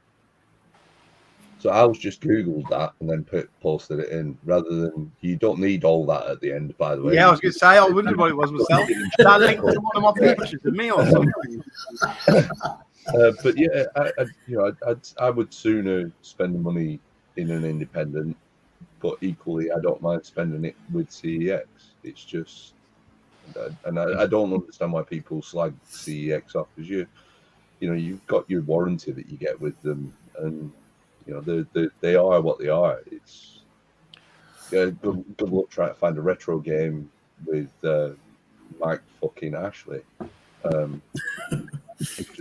just want to point out that Ross Bahaha is a prick, by the way. A bit harsh. He's just real. I've stepped outside and it's raining. It's absolutely glorious. Cheers, mate. We're all sweating our bollocks. Oh, yeah. It ain't then. We need some rain. We need some rain, as Al points out as well. That's a good point, Paul. Just very quickly, Joe's made a comment here. CEX is good, especially if that's all you have in your area. And yes, every CEX is very different from each other. See, the thing is with CEX is what you got to remember is a lot of people, especially who do videos, do the CX roulette. So they're only operating on the online availability. Some great stuff comes into CX that never makes it online. Never makes it online. If you pop in that stall that day and there's an item that's just come in, because the first process is it goes out on the shelf, it probably doesn't go online straight away. So, if you walk in that day. When me and Al were in the Midlands, when we met up with Tootie, Stu, and we went into his local CEX, and when we were in there, he traded in for years, it was no good, yeah. Yeah, when we were in there was a load of Game & Watches, and Stu bought them for Alex Nintendo Arcade, I think. Yeah, that's right. Yeah, they hadn't made it online. They were in like top-notch condition. They were as good a condition as you could find. CEX is what CEX is. It's a big multinational store, and it gives people the opportunity to shop for things, even when they don't have other opportunities in their area. So I would never want to see it close. Equally, I would sooner drive the couple of hours and shop in your area because of the choice that there is around there. I want to come to Sean about something very, very quickly, because all those comes that just comes in from the chat. Steve says a bit like vinyl records, Amazon maybe a $5 cheaper, but it's better to support the local indie vinyl stores as they appreciate it more and you have a better experience. Generation Pixel said there's a gaping hole in the independent games market, and I believe Dana likes filling gaping holes in the market. Yeah, he's just said Glasgow, but I don't understand Scotland as a country anyway. I don't know where anything is, but where is Alan's? I mean, it's not. I keep calling him Scottish, Japanese. Alan. He's Forbidden Worlds. I don't know where his shop is. That's massive. Kilmarnock or something, I think. Like, isn't that just next door to Glasgow? Isn't it like just the same place? It's about an hour away from Glasgow, but yeah. Okay, I wouldn't walk it then. Yeah, you wouldn't walk it, but it's not like Stu's also said all the stuff that gets traded goes live online at the same time. There is no real delay. The game watches were online as someone had asked them for pictures. I've got caught out with that before. I've actually gone to CEX based on what they got on. You know, you check their stock online in the shop and you think, oh, I'll go down and get that. And I got caught out trying to get Pandora's Tower on the Wii. And when I turned up at the CEX store, they'd sold it online. And I was like, well, you haven't taken it off your online, you know, you've sold it online, it's still showing as live in stock here. Oh, we haven't got around to doing that. So, yeah, it's one of those. It's, okay, so what Stu's saying there is the moment they scan it, it goes live. But what I'm saying I noticed that because I think I scanned stuff into Southend, traded it in, literally checked it 10, 15 minutes later most, and where it wasn't there before, it was now there exactly what I traded in, like a few GameCube games. Okay, so I assume when they scan that barcode, it goes on live as well. But what I'm saying is, if you walk in like Stu did, and you saw the condition, you would buy them like that. Whereas the guy who's not there, he's asking for pictures and blah, blah, blah. He's missing out on that 9 times out of 10 because if someone comes in and sees it in that condition, they know it's worth that price straight away. That's kind of what I mean, like sort of thing. Because they just use bog standard pictures as well, which is where I think they make a mistake, really. Like, so they just use like the general like picture of that game. Whereas, you know, where you've got a picture of each shop, like, you know, when you got the list of each shop's got that game, if you could click that and then see the condition of each one in each game, that would save a shitload of returns for them. But why make their lives easy anyway? Just come to my shop and buy everything. Sure, obviously you're collecting a lot of 8-bit stuff at the moment, so CX obviously is a non-starter for you on that point. Yeah. I mean, in terms of pricing and stuff, I know you buy stuff at independents, obviously you buy a lot of stuff off eBay. How does that experience compare for you in terms of the pricing? Yeah, I mean, obviously, Dana had some a lot of 8-bit stuff, so Dana's an ideal shop to for 8-bit collectors. But there is a lot of shops that don't have them. Like I say, CEX certainly don't have them. So my go-to, obviously, is eBay. Pricing wise, to be honest, most of the time I'm just taking a hunch on it, and I might see a game, let's say, quick draw McGraw, that Western dog. I can't remember what I paid for it, but if I look at it and it's $5.99, I'll just think, that seems pretty fair, and I'll pick it up, I'll buy it. I'm happy to spend that. And no, it's November, August. If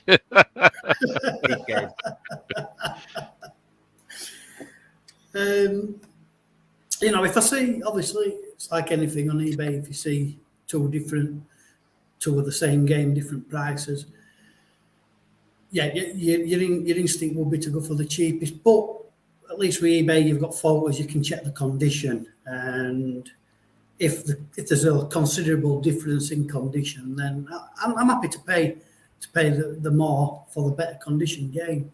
I'm like Paul myself. Like when I was collecting for PS2, I prefer to stick with the independents. I mean, when we did Road Trip, Paul, I think we did well, didn't we? We supported a lot of independents. I just made a quick note on all, and you won't get this at CEX, but I think in every single independent shop we visited on the road trip, we had some kind of discount or freebie even. I think more or less every single shop, didn't they, Paul? They were welcoming, and bent over backwards for you really to get your custom. And I think it's more a case of that they appreciate what we do, and and obviously that helped towards. I mean, I certainly spent more than I probably expected I would do. Yeah. But You still didn't buy Ruler Rose, though. What's that, Paul? So you still didn't buy Ruler Rose? No.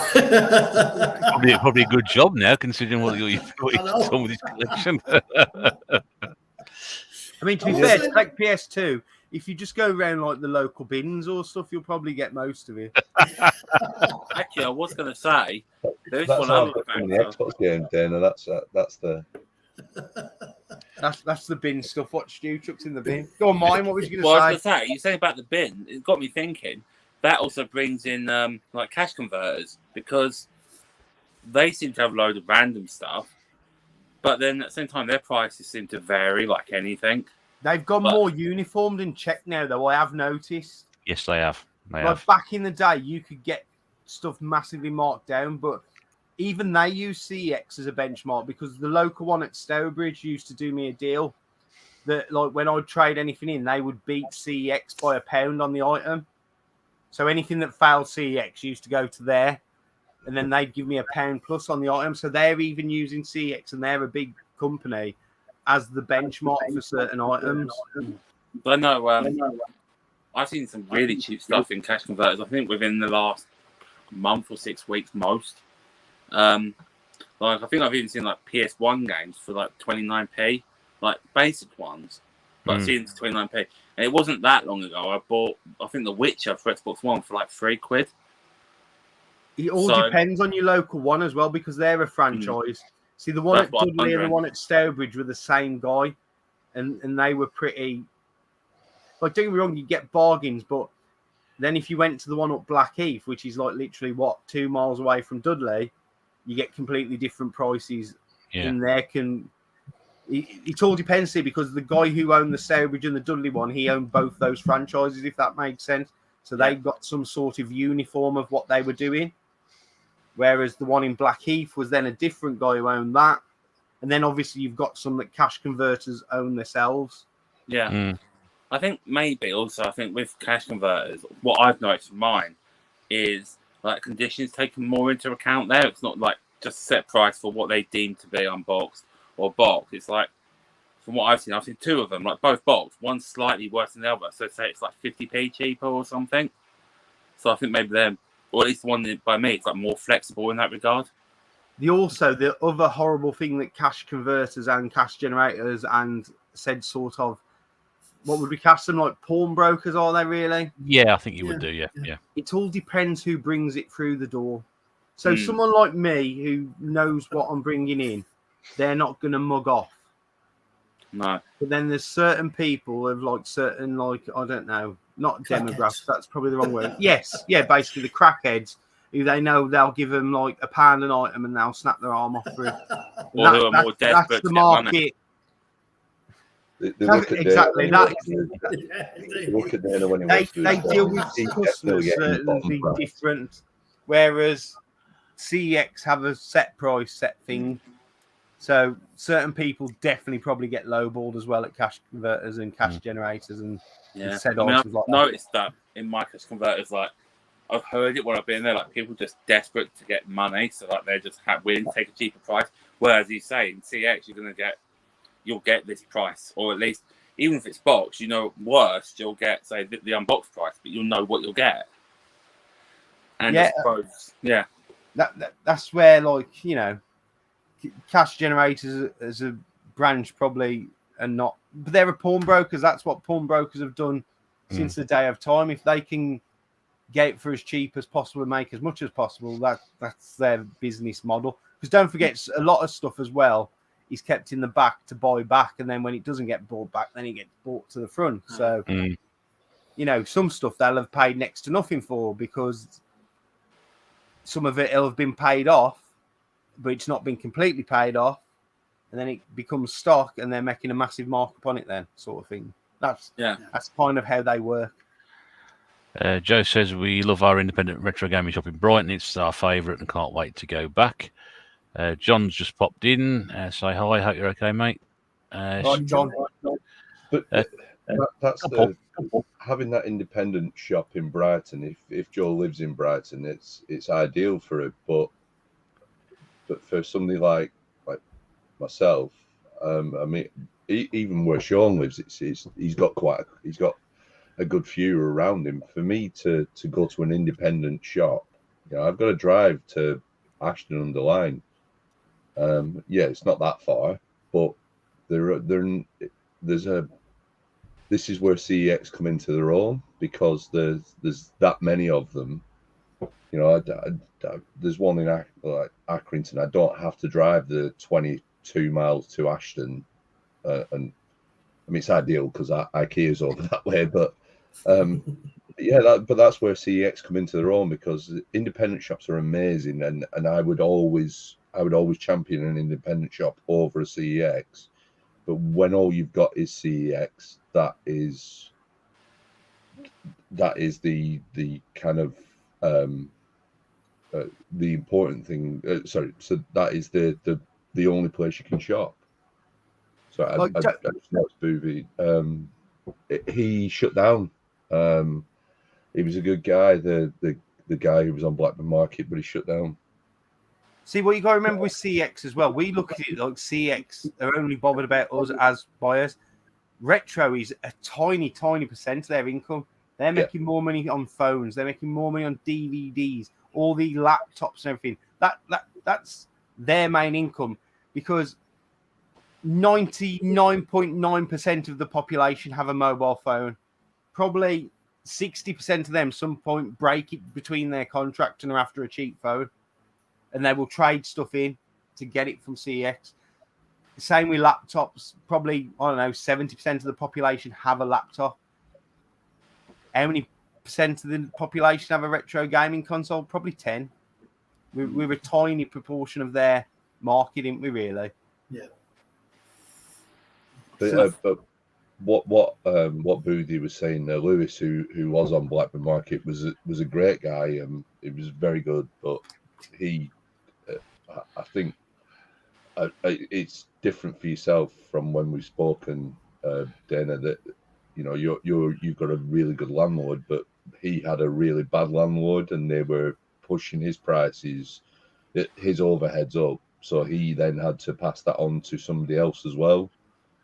I think that's the other thing that we don't consider with these independent shops, that they don't have the bargaining power that somebody like CEX would have, where the landlords are telling these people that they've got to charge they're being charged a fortune, so they've then got to make their money to sustain the shop as well.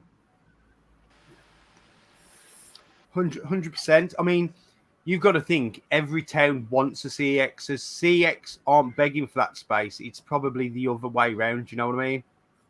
Whereas when you're looking to be an independent shop, you're the one who wants that space off them, if that makes sense. Whereas really, they'd much rather have some big franchise where it goes straight to headquarters. They don't even deal with nothing in-house. It's all dealt with overhead sort of thing, like at a head office sort of thing. And as you say, they can just agree some massive flat rate. Like, say, if you're in one borough, like the borough of Dudley has got probably 4 or 5 CXs. They've got some sort of agreed rate on them. And then you go to Birmingham. Birmingham's probably got close to 10 through the whole borough. It becomes then a mass dealing with the council for the rates and the rents and stuff like that. As you say, they've got much more bargaining power. To answer Stu's question, I think you're going to get the moaners and the dickheads in everything, but with toy collectors, they're after completing sets like Thundercats line, Ghostbusters line, pretty much like we are with like complete people who complete sets. It would be a mass readily available service for them, and I think a lot of them would embrace it.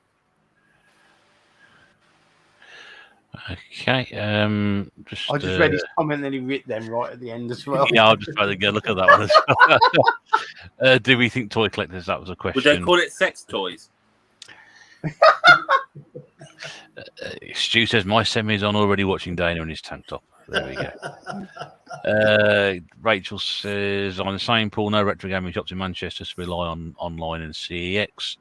She's right. I mean, I'm 20 minutes from Manchester, and you'd expect Manchester as such it's seen as a hip place, and there's a lot to, there's a lot of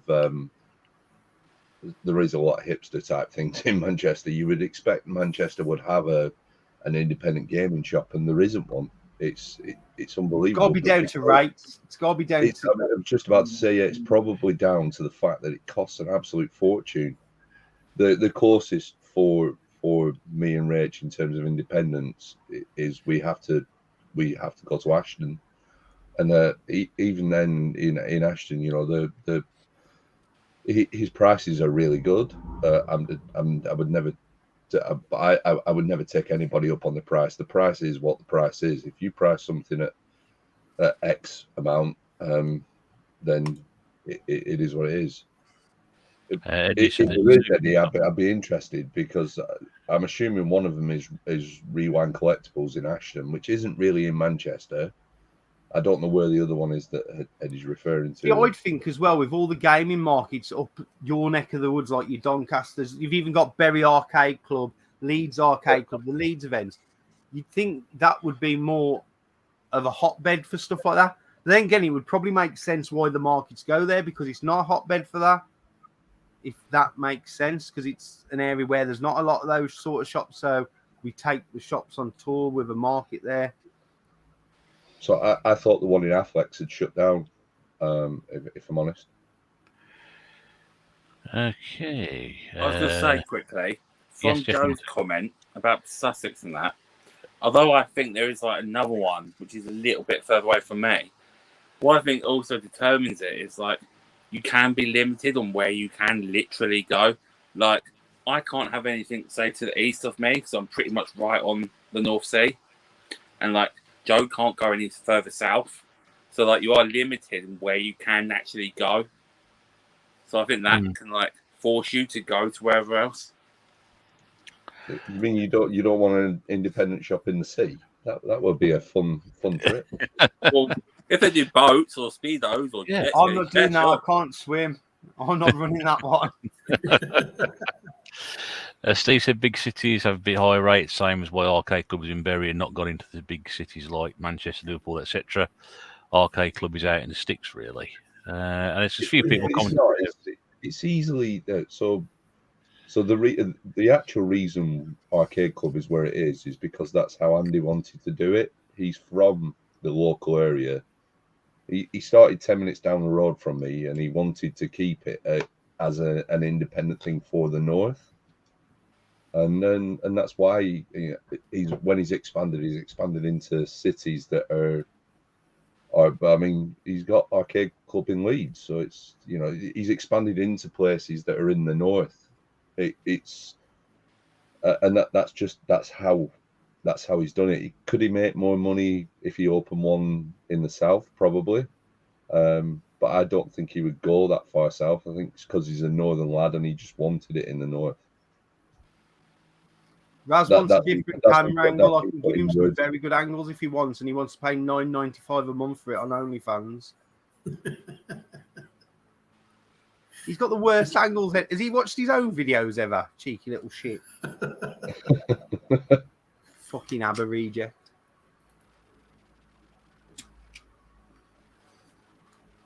So the shop Eddie said is actually closed because someone else has said in the comments he's shut as well, Paul. So you were right. Danny H, Retro Gamer, hi mate, hope you're okay. Essex is a good county to visit for retro game shops. There's Retro Hunter and Retro Farmers, though it's more retro toys. Never heard that. There's too many O's in Danny's comment there, and it's God's country, not God's county, apparently.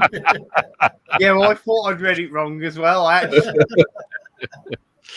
Ross says all the good shops are shut down. Where he's going to go a long way to get anything. Al said there's an arcade club in Leeds, which I think go back to. There's one in Blackpool as well now, isn't there? Yeah, it opened in June. Yeah, but again, as Eddie said, it's far from the city centre, as Bury is as far from Manchester. He is right, but St Kirk still is Leeds Arcade Club, which is just outside the centre. Yeah. I mean, Yeah, but Manchester not City far. centre rates, like it's the third biggest city in the country. They're going to be massive, aren't they? That's Yeah. what the point is. Like Birmingham rates, if you go to any of the retro gaming shops that are in Birmingham, they're not city centre. You're going out in the sticks to Shirley and places like that, which is Birmingham Borough, but they're not in city centre because you wouldn't afford it. You wouldn't have, the rates would be massive and the rent would be massive because it's premium locations. Raz says he's free all night. Hit him up. I'd love to fucking hit him. You wouldn't- Come over to England again, mate. Okay, so moving on from locations and CX and independent stuff, what do we think that obviously the way things are being priced at the moment, have people got an opinion on what is going to happen to the market as such? Because we've all seen it on YouTube. People have put videos up, and I'm not picking on anybody. I'm not going to mention names or anything like that. You know, people put these videos out for reasons, and a lot of people seem to be selling collections at the moment. So, do we think there's this impending moment where people are selling stuff to take advantage of the good prices that people are willing to pay, or is there a real danger that at some point we're going to get flooded with games, the whole bottom's going to fall out of the market, and the value of stuff is going to plummet dramatically? Dana, I mean, what do you think? Obviously, is it from your point of view? Right. I will be honest with you, right? It's video games as a whole selling is never going to die until we go totally digital and I no longer have a product to sell. Certainly, it's moving. You see that for ages. Cartridge-based stuff. Although I only have to watch YouTube, hardly anyone buys cartridge-based stuff at the moment. Everyone's buying your Xbox, your PS2, and everything. And I've noticed that for ages. Your cartridge-based stuff has started to slow down. You may have to look. Atari. No one's into Atari. No one's been into Atari for ages. Don't sell much of it. 8-bit stuff. There's a niche collection for that. You have to go to the niche event. So my biggest fear is when you lot all snuff it or decide to fucking stop collecting, that market disappears. It's not just the same with video games, though. It's the exactly same with toys. Rush, you come in my shop, I've got a ton of dinky cars, yeah? Yep. Not sold a single one. That market is no longer interested. It's the same as the old tin soldiers. And a guy at the toy fair told me this. He used to sell tons and tons of tin soldiers when he first started doing it 10, 12 years ago. He goes, you can't sell them now because that market's literally dying off. Literally. The people who were into that as young people are no longer young people, or they're no longer with us. Open your beer, Sean, go on. It's cold, mate. I'm not on that stuff today. I need some refreshing. But as someone who's a seller, you've just got to keep moving with the times and bringing stuff in. Like I say, I've got Pokemon PS2 sells a lot of. You've just got to keep moving with the times, and it won't. That's why someone like Al probably is right to be selling now, because some of them high-end games, the people. I'd love to see like some sort of statistic for the age group of the people who were buying Al's games, and that will give you an idea of the age range. Now, say most of those people are somewhere between my age, nearly 40, nearly 50. In 10 years' time, that 40-year-old period is going to disappear because they're becoming the 50-year-olds, and the 50-year-olds will be the 60-year-olds. That makes sense. Yeah. And that's kind of how it works. You've got to keep moving forward. But I think, Al, it's not a bad time to sell. It all depends how much you paid for your collection as well. Like, you know, if I was making good profit on it, it's a good time to sell. I mean, I've still got a lot, other than my Xbox original shit and my PS4 stuff that come in, I've still got all my stuff. And if I was to sell it, I bought it for next to nothing, my collection, because I did it back in the day, buying bundles, and you would make maximum profit. But it won't ever disappear. It'll just change, if you know what I mean. Like, it'll come to the stage of where, like, there'll be hardly any Mega Drive or any Master System on the shelf because nobody wants it. All the people who wanted to collect that, like 20-year-olds, are probably not collecting Master Systems, you know what I mean? And you've got to go towards your market.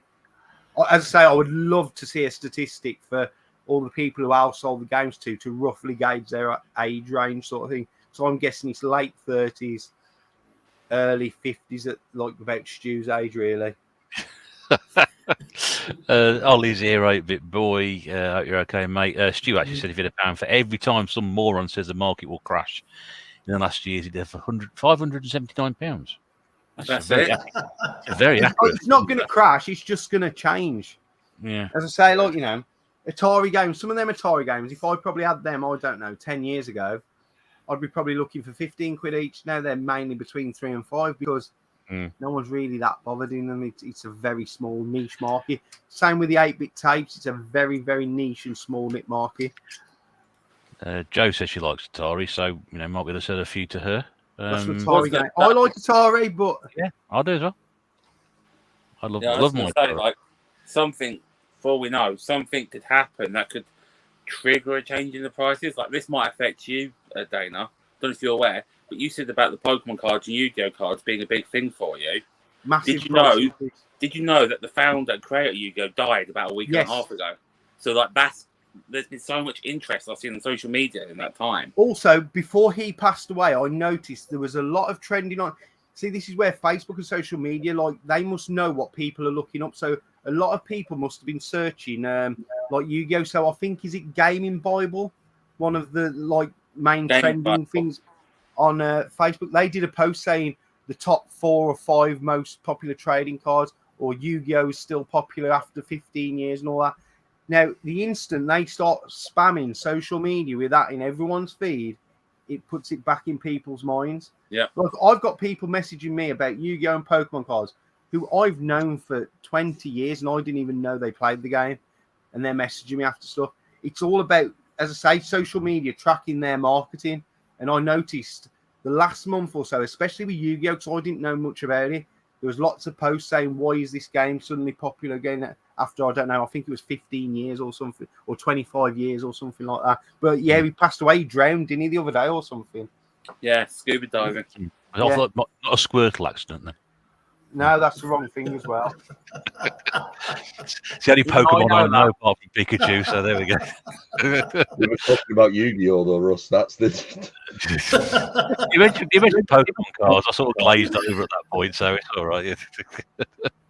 I mean, it'd be interesting to see what the guys' points are, because you're the buyers, you're the market, you're the people who dictate to me what I have, sort of thing. So I got a load of Xbox shit. It's all the same thing to me anyway. Danny H, the market to go up and down. It depends on so many factors. Rarity, hidden gems, any of your consoles and games are special editions. Let's have a look. What else we got? Also firmware on PlayStation 3 and Blade dashboard on the 360. Ollie says it happened to Hornby train sets, but won't happen to gaming for years and years yet. Boothie says prices are sky high at the moment. Price will come down eventually because there's no way that some of these titles will be able to stay at the value they currently are at. Some will, though. If it's as rare as rocking or shit, it will always be expensive. Simple as that. Tank tops in 2022 must be on drugs, says Raz. I wish he was. What sort of drugs would you like, Raz? I'm thinking something. Is anthrax a drug? Snort it anyway. Just snort some anthrax. Al said got his stuff long ago, so he's making good profit. He would say, yeah. Has he sold Superman yet? Yeah. Well, I don't know. I don't think he has. No. So what I'm saying there with Al's demographic, like, is them 40-year-olds, like, the market will still be probably there for 10 years' times for those games, but 50% of it will disappear because 60-year-old people probably aren't going to be buying it anymore. I don't know, ask Stu. Stu, you still going to be buying games in 10 years? He's written a couple of comments that are longer than my GCSE coursework, by the way. Probably why I'm in a game shop. That's it. Yes, Stu says the market forces always change. Atari has never been that collectible. Agree, the demographics always shift and move with the advent of digital. The death knell has been sounded on physical collections. The death knell has been sounded. Oh, totally twice. Okay. You read it twice? I know. People post shit in it. Apart from that one he's written up about that, which I'm not reading, which ends in 50. Well, Eddie says here, we need a cure for old age for cartridge games to be forever valuable. Look at Atari, it's worthless now. Joe said she sold a fair bit, but did fine-tune my collection. I'm not going to play the game. It can go. One reason I love Atari, I've been picking up games for next to nothing, and it's a great fun console. Rach says she breaks into a sweat thinking of selling my games. I'm a games hoarder, sold a few last year and regret it buying back again. That's it. Marcus wants Jumping to know on that comment, that is how my old is thing, why I don't sell my collection and petrifies me, because if I ever regret it, I know it would cost me 10 times more to buy it back. That's why I never jump the shark. Marcus says, how old is Stu? And he very kindly answered the question, so that was good of him to do that. He also answered Al's question. I had a tough paper around if he claims he's that old, though. Yeah. I want to know when Stu's going for a full 360 set, which the answer is never. Stuart, Generation Pixel Steel, still be buying games in 10 years' time at 60. Ollie says never sell. Fob, hello Rob, hope you're okay. I'm convinced YouTubers with larger audiences can affect prices from time to time, mentioning hidden gems or going for full sets, etc. Danny says Atari is relatively collectible, not as much as Sega or Nintendo systems. I don't know anybody who's collecting 2600, if I'm honest. I've got a few. Oh, yeah. I'm trying to force the market down. Shut the fuck up, man. Just a question for Sean and Paul and Martin, really, from a collection gaming point of view. Are prices putting you off buying stuff at the moment? I'll start with Sean. No, not at all. Not at all. I'm enjoying spending money at the minute, to be honest. But yeah, no, I enjoy it, and pretty much like Stuart, I'll still be buying stuff in 10 years' time as well when I'm 60. I always joke that the collection's me pension fund. But no, yeah. I'm happy to keep spending. Can you not really be buying games in your 60s, because they're much harder to sell when they stink of urine, if I'm quite honest? Paul, what about yourself? No, prices don't put me off. I've just fine-tuned how I'm collecting. So when I first started picking up collecting again, I was just buying everything and anything, and now I've just fine-tuned how I'm doing it. But I collect the cheap end of the market in the fact that I collect Xbox, and you know, Dana's got loads of it sat on his shelves because I've not been to his shop in a while. But yeah, no, it's prices won't put me off, but equally I won't go out of my way to spend more than I think something's worth. Martin. Well, firstly, I'd like to say I feel really young now because I'll be 45 in 10 years. I'll be 48. But I'll say a part, because I'm not really going for a Wii U or Master System full set like I was, but that's also partly down to space. So I thought, like, I'm just going to refocus, like, where prices aren't so big. So I'm still going for my full 64 cartridge set, but I know some of them are more, but I'd rather put my money into them than rather than, like, say, I'll put it towards a full Wii U set and a full Master System set as well. So kind of like more like, sort of put me off, but maybe more refocused than anything. I'd say. Okay. Danny says in 10 years' time he'll be the same age as Dominic Diamond, whoever he is. I've never heard of him. Can I answer Razzy's question, please? As Dominic Diamond. Can I answer Razzy's comment that's made towards me? Because the little shit just turns up to try and rhyme me up right. I guess it's not what we're talking about, yeah. Dana collects anything if it's money in it, as per. Well, I collect women, right, and there's no money in that whatsoever. It costs me more all the while. Do you know how much the morning after pill costs, Raz? It's very expensive. You might get it in Sweden for free. Well, you probably don't need it anyway. But I'm speaking for myself here. So that doesn't make me money. Me as well. I assume if that's the case, and you collect anything with money in it, you collect piggy banks then. I'd get some if there was. I'd get them collectible ones, the Barclays. Actually, there's no money in them either. They are. See, that's another thing. Arse fell out of ornaments. You know, again, 10 years ago, you could sell shitloads of them for loads of money.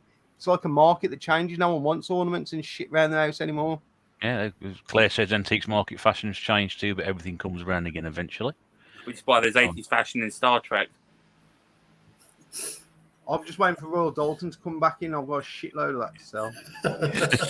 Just proving Razzy's point there, by the way. Joe collects 2600 and 7800. She'd have a look, get in contact with Dana at his shop, who's got a few cartridges, certainly. So, although Steve's trying to put you off by saying no one collects 2600 as it's fucking shite. But he collects trainers, and they're not even Nike. They're not even Nike. They're not even good trainers. That's free strike. James said he'll keep buying gold shit till he falls off the perch. Stu says Al selling as he can't keep up with all the pub lunches he's forking out for at the moment.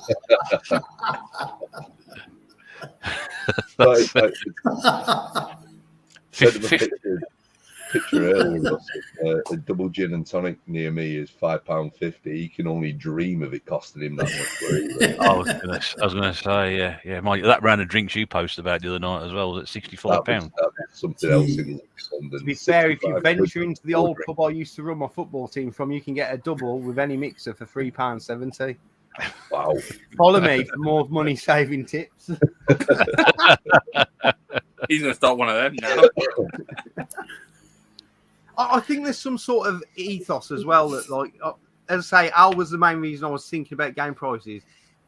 Everyone seems to think he should do them a good deal. Now, don't get me wrong, you can do mate rates, but, you know, you can't slit your own. If you can sell that game 20 times over and get your maximum price for it, you get the maximum price for it.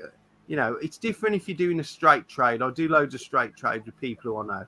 But, you know, you can do a certain % off, but you can't fucking sell it for next to nothing. So at the end of the day, Ali's selling his stuff for a reason. He wants.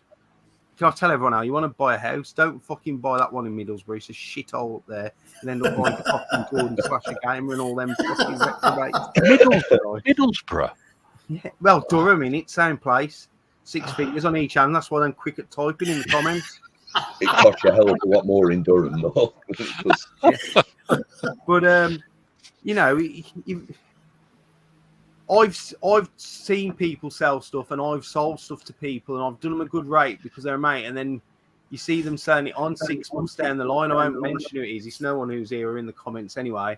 And you just feel a bit mugged off because I could have got full price for that, selling it to anyone else. I was doing you a favour as a mate sort of thing. Do you know what I mean? Or at least give me the option to buy it back at the mate's rate I did it you at sort of thing.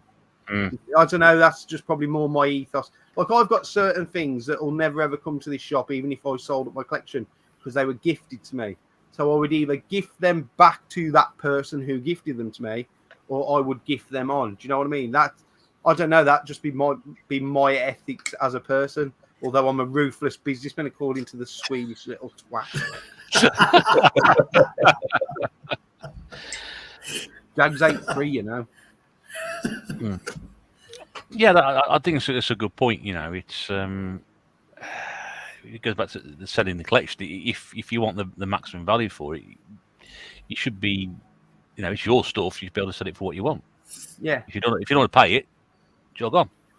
You know, so somebody else will sell it, but you know, can you guarantee the next person who puts that game up is going to sell it at the price that you were offered it? And you think, well, hang on a second, perhaps I was onto a good thing there. You know, and especially if it's a high-end game, like, you know, if it's a high-end game and you like, there's certain games you can just sell 10 times over. You know, if it's a cheap game, and I'm speaking on Al's behalf here, but you know, he probably wouldn't give a shit about it. But if it's a high-end game, you've got to go and get that maximum price for it, especially while the price is at the maximum. That's just the way the world fucking rolls, unfortunately, isn't it? That's right. Middlesbrough not so bad. Chris Rea and Roy Chubby Brown come from there, which I think is a good reason to go stay away from it. To be honest with you, but Chris Rea, is that driving home for Christmas? Chris Rea. yeah, That's the only song I know he did. I thought he was dead. I thought he was dead. Well, I don't know. He still sings it every Christmas on the radio. That's true. If you are watching, Chris, please type in the channel that you're still alive, so we know that you're there anyway. Marcus If says, not, I've got some Ouija boards for sale. Contact us on them. If stuff starts moving around the background, I'll be getting very worried then.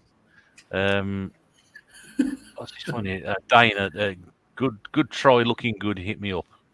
Okay, beautiful. Love you. I'll wink to you then. I've gone out of focus. I apologise, Raz. I'll send you some more limited edition content later. Raz is definitely after you tossing his salad, isn't he? Mate, he's got a hard on for me. It's like this bromance that's been going on forever. The question is it one-sided? Yeah, he fancies me. I don't blame him. I'm a good-looking guy. I also can't believe how light it looks at your end, Sean. It's pitch black outside here.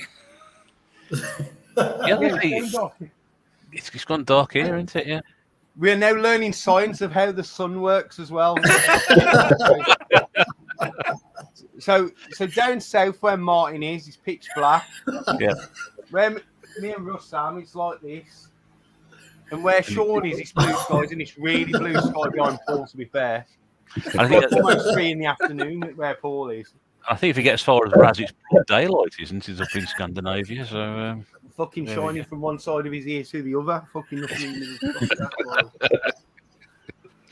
Oh, dear. Right. Okay, well, I think that's probably a good point to finish. We're nearly at the 2 hours anyway, so hopefully that's given some people food for thought anyway.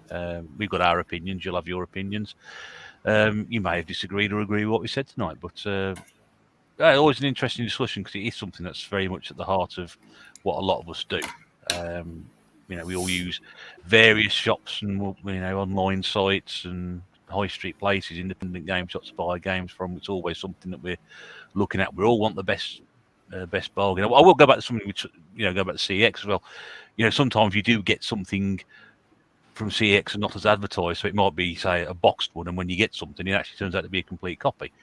We're all very quick to send them back when they're missing a manual or the covers are a bit dirty, but when we get a bit of a bonus and an upgrade, we're quite happy to have that. So it swings and roundabouts really at the end of the day. Thanks to everybody who's been in the chat tonight. Phenomenal numbers I've seen looking at tonight. Been brilliant. Great to see so many people who've been in before. Nice to see Tootie in as well. I'm not seeing Stu here for a time. So thank you very much for coming in, Stu, and to all the other people in the chat as well. Thank you very much for contributing. Massive thank you to my guests tonight, Sean, Retro Games Revived, Martin the Geek Master, and Paul Link Northerner, who were managed to make it here in the end. And we seem to solve those technical problems, and of course our special guest this evening with the. Why am I special? Well, you're the guest special. You do exactly as it says on the tin. If you enjoyed what I said, follow my channel. My name's Danster. If you didn't, my name is Tony, and I'm Retronic Collector. I will say, exclusive Russ, before coming out, I uploaded all my old streams, so anyone who never saw all that shit I've done, it is now back available. Oh, the lockdown stuff. So yeah. Even with the people I don't fucking like and dickheads, that's up there as well. Yeah. Stu very quickly points out, I always thought it was a podcast, but it's live, so it's not a podcast. Yeah, exactly what it is. That's what it started life as. It started life as a podcast, and then it developed into something that live streaming. We just can't be asked to change the title of it because I'm killing the format. So I'll keep going until I'm finally done with it. I've just worked out what the tNb stands for. What's that? There's no brains. He's got it. He's finally got it. I'll tell you there's no boobs, but I've got them. Do we get the 30 likes just out of interest? Anybody know if we got the 30 so Dana can take his top off? I think we're on 50. We're on 22, not 30. 22. We're on 22. Oh, well, there you go. I got close. Right, I haven't got the card to hand, Ross, but can we point out that if anybody is ever in the Dudley area, that they should visit Hidden Chest Gaming. Please do not ring that phone number now. You shouldn't have said that. It links to my But phone, my not only- mobile, not doesn't only- like going off. Not only Hidden Chess Gaming in your area, there are I'll several list them. other. So you've got Vintage Gamer up in Collygate. You've got Get Gaming in Gornal. Old School Gaming a mile up the road from me in Briley Hill. You've also got Joypad Joy over in Netherton, which I don't think you lot have gone to. And you've got Sega Supplies, which is in Odil, which is Old Hill to anyone who's not local. We just say it as Odil. It's Old Hill. So the 6 of us, and even if you're over here for the weekend, you can go as far as Brum Entertainment World, and I think there's another one. Well, I've never been there. But yeah, you should.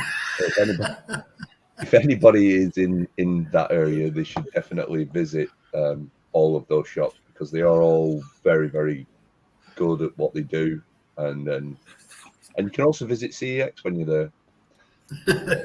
Yep, there's quite a few of those to knock around as well. So there we go. Right, thanks again to all the panel. I'll just drop you all backstage. We'd like to give everybody a wave before I send you off, as I always ask you to do. The old timeline tradition. There they go. Disappearing into the distance. I will catch up with them in a moment. Yeah, so thank you very much indeed to everybody who's tuned in tonight. It's been absolutely brilliant to see so many people here. Interesting subject, as we mentioned earlier.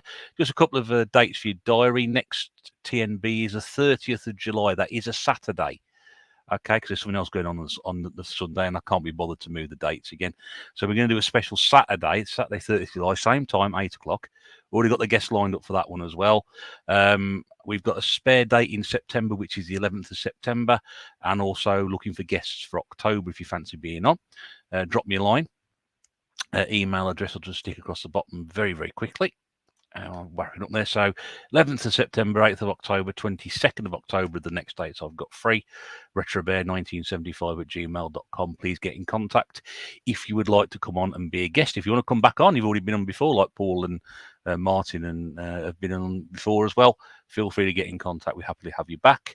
But yeah, that's it. So thank you very much indeed to everybody who's tuned in tonight. It's been an absolute pleasure as always. Do stay cool. It's going to be very warm the next couple of days. So do take care. Keep drinking plenty of water, and you should be all right. Stay out the sun as well. That's it for now. Thanks very much indeed for watching. We'll catch you all again very soon. Till then, take care, and bye for now.